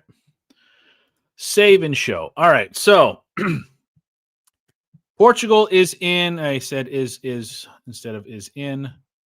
Sorry about that, guys. All right. So here's what we know. Portugal is in Group K. And golly, Danny.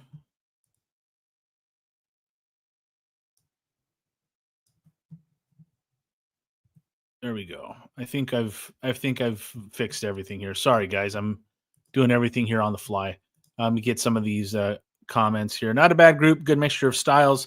And finish with Colombia to see where we place and play. Kusanov will be on CR7 back all game. Argentina group is awfully rigged. I kind of caught that a little bit as well. Who's texting me here? I know this phone number. Yeah,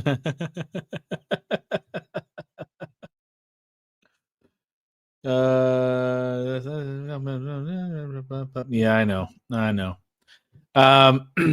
So all that to say, we've got Uzbekistan and Colombia. Those are obviously the 2 harder teams that it could possibly be. We could have a very easy opening match against New Caledonia, Jamaica, or Congo. Uzbekistan, very physical. A team probably has some height. If I had to figure that out and looking at their roster, and then of course the big time match against Colombia. And Colombia traditionally a very good team coming out of South America. Who knows? Who knows what comes out of that? So, 48 teams. All the groups are going to look a little funny. Let me see if I can break. Yeah, so I'll give you guys a breakdown one more time.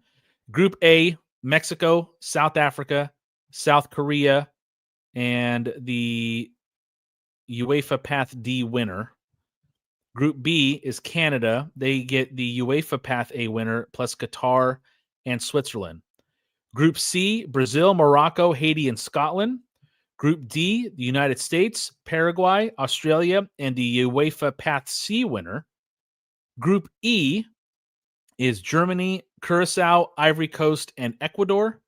Group F is the Netherlands, Japan, the UEFA Path B winner, and Tunisia.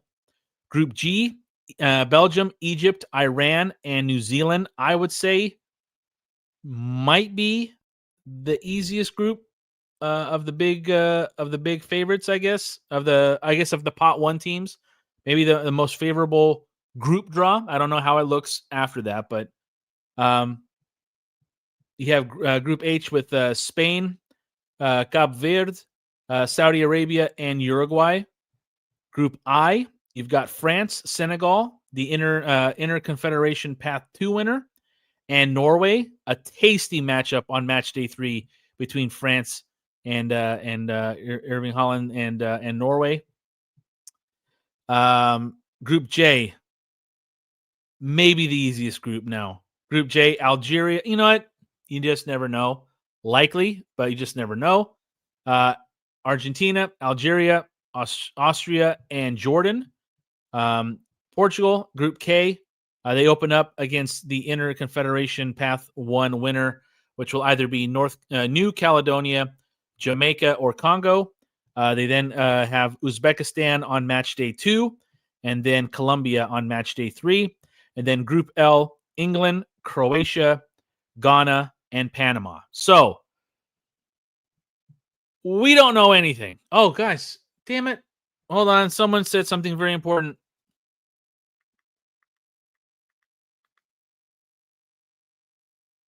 Yeah, Heidi was dancing. Yeah, good call. Good call. I know. I like where your head's at. So let's take a look at the path here. A knockout path. All right. Let's go to the knockout stage. So we are in Group K. So if we win Group K, we would take on a third place team from either D, E, I, J, or L. Group D, we could see the United States. We could see Paraguay. Could see Australia. Could see a European team in a third place match. We could see as part of Group E, a third place team could be Germany, could be Curacao, could be Ivory Coast, could be Ecuador.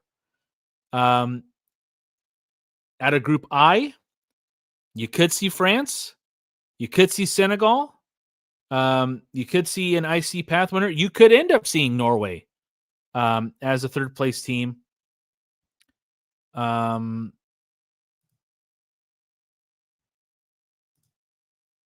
Could see Argentina in the round of 32 if you win the group. Could see Algeria, could see Austria, could see Jordan. And then Group L, could see at a Group L, you could see England, Croatia, Ghana, or Panama.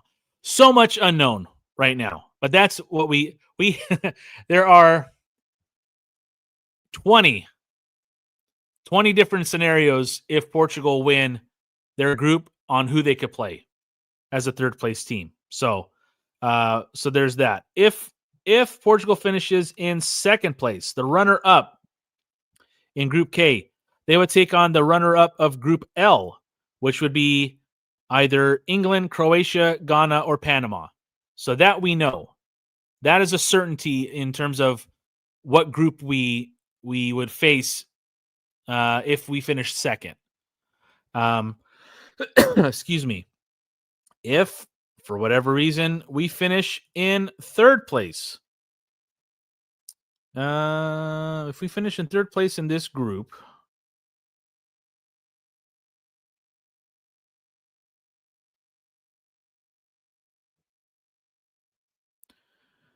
that doesn't seem right to me. Is there only one scenario for Group K? Third place? No, that can't be.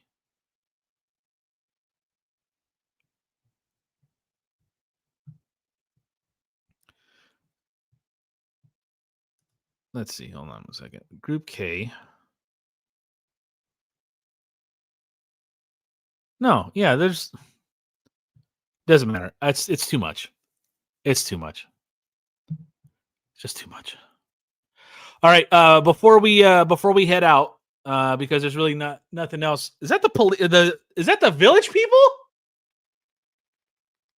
The village people. All right. Boy, oh boy.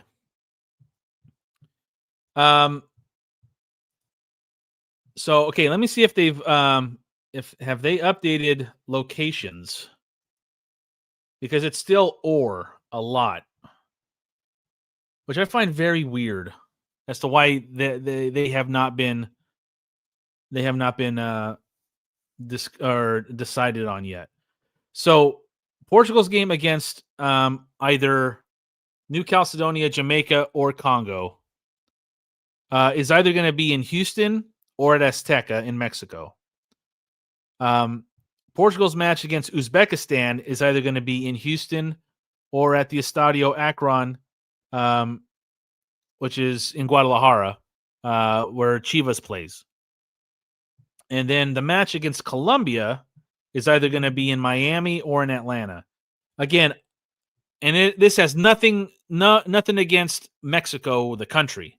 I'm just talking about Mexico, the place where they would play. Outdoor, altitude, especially in Azteca. I want to avoid that with all my being. If we can go Houston, Atlanta. I don't know if that is even a possibility, but if we can go Houston, Atlanta, that would be great. It's a controlled environment. Again, I'm all about winning tough and all that shit. Listen, if we were to put a World Cup trophy, I don't care, and put it on our mantle, I don't care if we did it the hard way or the easy way. I just don't. I don't care that we won the way we did in 2016. We won it. It'll never be taken away from us, right? Like, it's, to me, I get where everyone's coming from. You need a test so that you know how to respond, right? But boy, oh boy, I don't care how I do it or how we do it. I just want us to do it. Yeah, I failed to mention, if we win the group, game is in Kansas City. If we finish second, that's the game that could be at BMO. If we finish second in the group. So, all right. There was a question here from Austin James. Does it work out where we can play Argentina in the knockout round, or are they on the opposite side of the table? You know what? Again, let me take a look at the bracket here.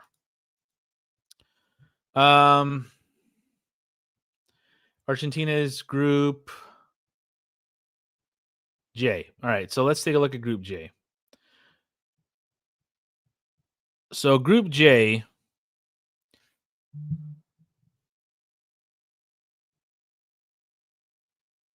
so if they win Group J, we could see them as soon as if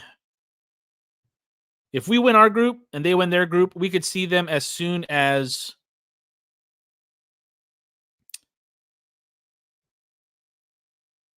round of 32 in the quarterfinals. We could see them in the quarterfinals in Kansas City on July the 11th. Let's say if the unbelievable happens and they finish in second, and we win our group, we would be on opposite sides of the bracket. We wouldn't see each other. Unless we made it to the final. If both teams finish in second place, we could see each other in the round of 16 on July the 6th in Dallas at the Cowboy Stadium. So lots of possibilities. Again, there's the third place scenario is just, again, there's 495 different scenarios right now. It's crazy. So crazy. So before we sign off, and again, I really appreciate you guys making time today. It's a weekday. A lot of you guys have been with me through your lunch break. If you're on the East Coast of the United States and in Canada, you're waking up to me, or again, your workday started. If you're on the West Coast of the States and in Canada, if you're international someplace, but let me know where you guys are listening from, or watching from, I should say. I want to make sure we shout out the areas where the podcast is being watched and being heard and being supported. I've seen, like I said, someone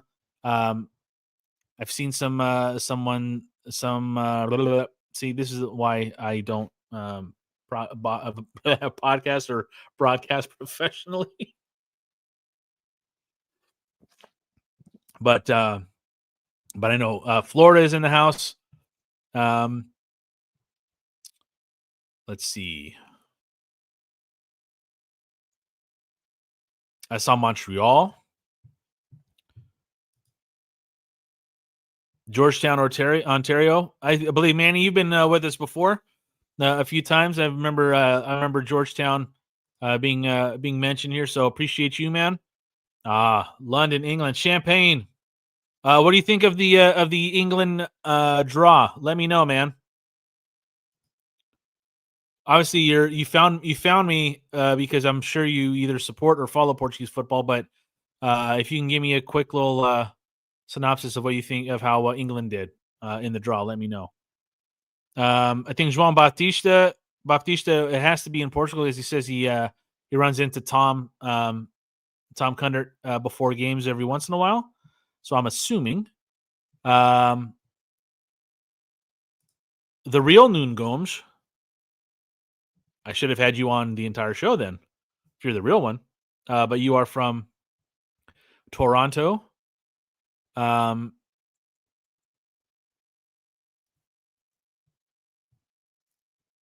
what? João Rabona is a guy that I am looking forward to trying to get on between now and the World Cup, for sure. I think he's excellent. Super quick, super sharp, knows his stuff. So I'm looking forward to that, to trying to get him on. Mauricio Pochettino, as we are here in the States, he is speaking with the Fox contingent here with Rob Stone, Thierry Henry, and Alexi Lawless. Let's see who else is chiming in.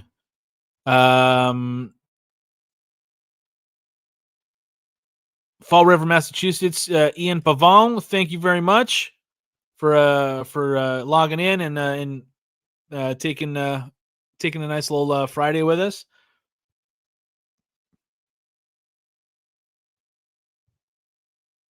You know what? Good to know, João. Absolutely. Thank you very much. I will be reaching out to him for sure. Everyone else is either doesn't want to comment on where they're from. It's fine. It's fine. I don't want to know where. No, I'm kidding. But this has been a lot of fun, and I appreciate you guys making time. It was great to get Devin Madelch on here. Love getting people from other walks of life, other social media guys. Give me 1 second here.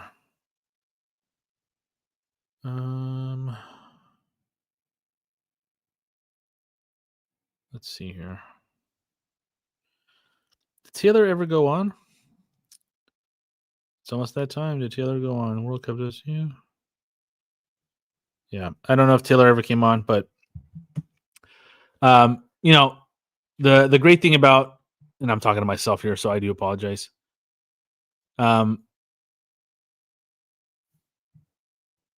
you're gonna have to I don't know if this is again, pardon my ignorance. I don't know if this is a place or this is a person. So let me know in the comments. But one thing that Devin had touched on, and I've touched on it before, Nathan's done it before as well. The sense of community, that this team and this podcast is being able to provide to me is nothing. Oh, buddy, you're in Cascais. Fantastic. From São Domingos de Rana, Cascais. João, can you do me a favor? Can you up our Portugal numbers, please? Spread the word to all the English-speaking Portuguese people over there. Let them know that there's a podcast that they can watch and listen to. Where are we at here? Hola, Drama Boy TVX. Drama Boy TVX. Let me know where you're from. But if for those of you who have been with me from the beginning or from close to the beginning, this has always been a passion thing for me. It started with because again my parents are from the Azores. They're from the island of Terceira. I grew up speaking Portuguese because they immigrated in 1974.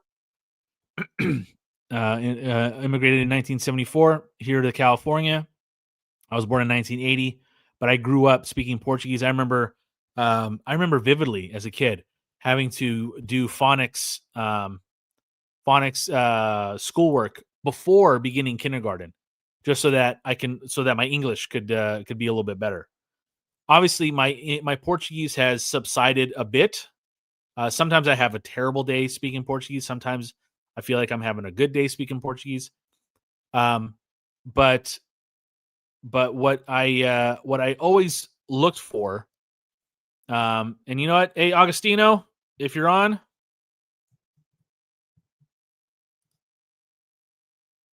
Agostino, use that link if you want to jump on.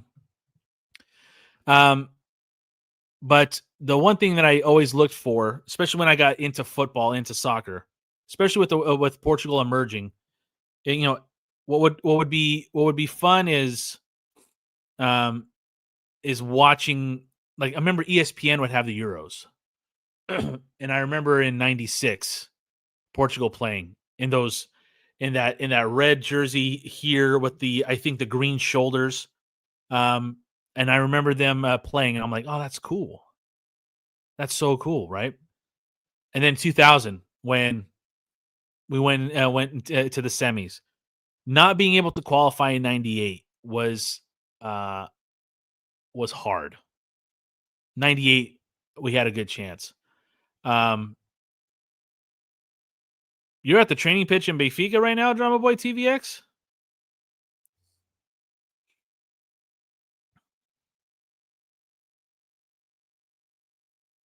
I mean, I don't know.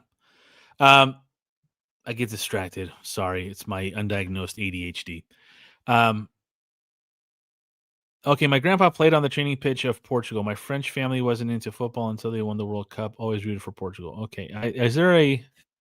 There we go. Augustino's in the house. Mike, what's up? What's up, man? I'm supposed to be working right now. I'm remote, but Oh, I don't want to get you in trouble, dude. No. It's good. What's up, man? Yeah. Mark Augustano is on, so that way people don't. That's right. Yeah. Hello, Mark. Man, I just jumped in, so I didn't catch most of your show, but I really hope we're not going to Mexico City because I'm not going to Mexico City. I just looked at flight prices and hotel prices. It's crazy. Well, here's the thing. Like I was talking with Devin Maydels, the Luso Looney, and I don't even think about I'm not even thinking about tickets anymore. Mm-hmm. I'm thinking about going to the fan fests. Well, that would be too. Yeah. That would be fun. Be great. Yeah, that would be great. Like Houston. I mean, I don't know if anybody's ever been to Houston. From what I hear, yeah. Houston is an awesome city, but it is so far and so big. Yeah. Like in terms of like you get to the airport, it's a huge airport, but it's so far from the airport. Yeah.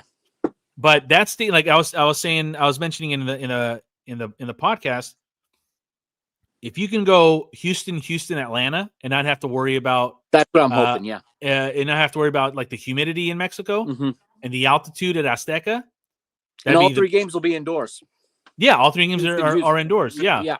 Now, if you win the group, you go to Kansas City. That's humid. Yeah. If you finish second, you go to Toronto. That's humid. So you probably should have some sort of exposure before going. Yeah. But I think if you can eliminate the altitude, yeah, it's probably one of the reasons. It's me. probably one of the reasons why Denver was not was not chosen. But and it's just not the altitude for those two games. It could wear you out for the knockout stages. Oh yeah. It's not just about Uzbekistan or whichever team comes out of the playoffs and playing them in Mexico City. It's coming back to sea level and recovering from being at altitude. Yeah. What did you think of the group draw for Portugal? Oh, I think the opponent, it couldn't have gone too much better. I mean, we could have. Colombia's tough, but other than that, I don't think we could have asked for anything more accessible, as they say in Portuguese. Yeah, the opponents I'm pretty content with. Although that Colombia game will be an away game, no matter where they put it, because there's so many Colombians here. Yeah, I'm trying to find the FIFA World Rankings, the current ones. So Colombia 13. Yeah. So that's definitely a strong team. A tough match. Complete rankings here. Sorry about that. As that's loading up here. But yeah, I having that being the closing match is tricky. Mm-hmm. Means you definitely have to take care of business in the first two matches. For sure. Colombia probably looking at it the same way. With wanting to get as many points as possible before playing Portugal. Mm-hmm. I like the idea of New Caledonia, Jamaica, and if Jamaica would be fun. If we're opening in Mexico, if we're gonna play in Mexico, I'd rather it be that game than Uzbekistan. Oh yeah, of course. I would not want to an altitude country. Yeah. Yeah. And I mean, if you're going to play Colombia, like you mentioned, it's probably going to be an away game no matter what. Maybe you do get acclimated to the humidity if you play them in Miami. If you're already through, that's not even a bad thing. No, it's not. And you can, if you can get through before, you can test yourself in the humidity. And then you can kind of you can rest. You need to rest. Give some run to whoever you need to give some run to. Yeah, because I mean, no matter what, if you make it first or second, you're going to get humidity unless it's an unseasonably cool day in the Midwest or in Canada. So, trying to find. Let's see, Uzbekistan is 50th in the world. They have moved up 5 positions since the last rankings. So it's tough, man. It can tough. Be, yeah. It's 48. Okay, you got 48 teams. Yeah. You were going to get some wonky groups, like Argentina got a pretty wonky group.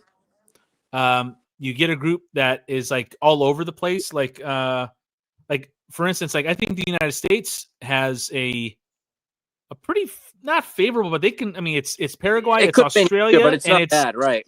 Yeah, so they can do it. The Paraguay match. I mean, they just beat Paraguay 5-0. Yeah. Right. Yeah. Well, so see if that doesn't provide the bulletin board material now. Yeah, it's like we'll see. Question for you, man, because I don't want to keep you. Are you heading to Atlanta in March? Well, I was waiting to see where they were going, so I might have a better idea about that tomorrow when we find out where those first 2 games are played. No, I'm talking about for the friendly in March. Yeah. I may. If okay. It looks like I'm not going to travel to the tournament, then I'll probably go to Atlanta in March. Yeah. Okay, there you go. Yeah, that makes more sense. Boy, we now know where things. I'm wondering why.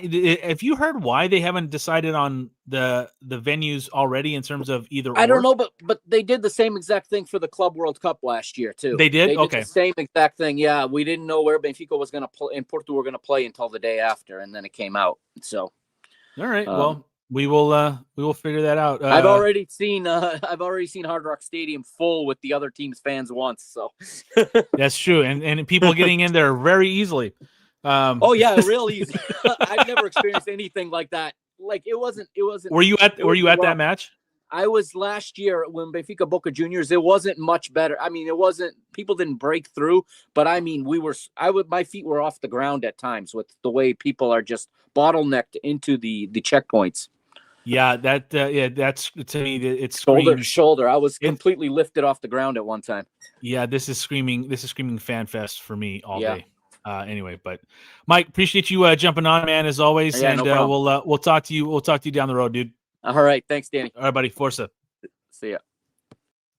Mike Augustino joining us. All right, that's going to do it for us. That is it. We are going to call it a day. Again, I can't thank you guys enough for. I don't know if there's been people here the entire 2.5 hours. If you have been, give yourself a round of applause because that's wild. I have been here for 2.5 hours because I'm hosting the show. Anybody else who's been here 2.5 hours, you're nuts, but I appreciate it. So, again, that will do it for the live World Cup draw coverage here on the Seleção podcast. It's Portugal, it's New Caledonia, Jamaica, or Congo in the opening match. Not all three of those teams, just one of them. It'll be Uzbekistan on match day 2, and then it'll be Colombia on match day 3. So appreciate everybody tuning in. And as always, Força Portugal!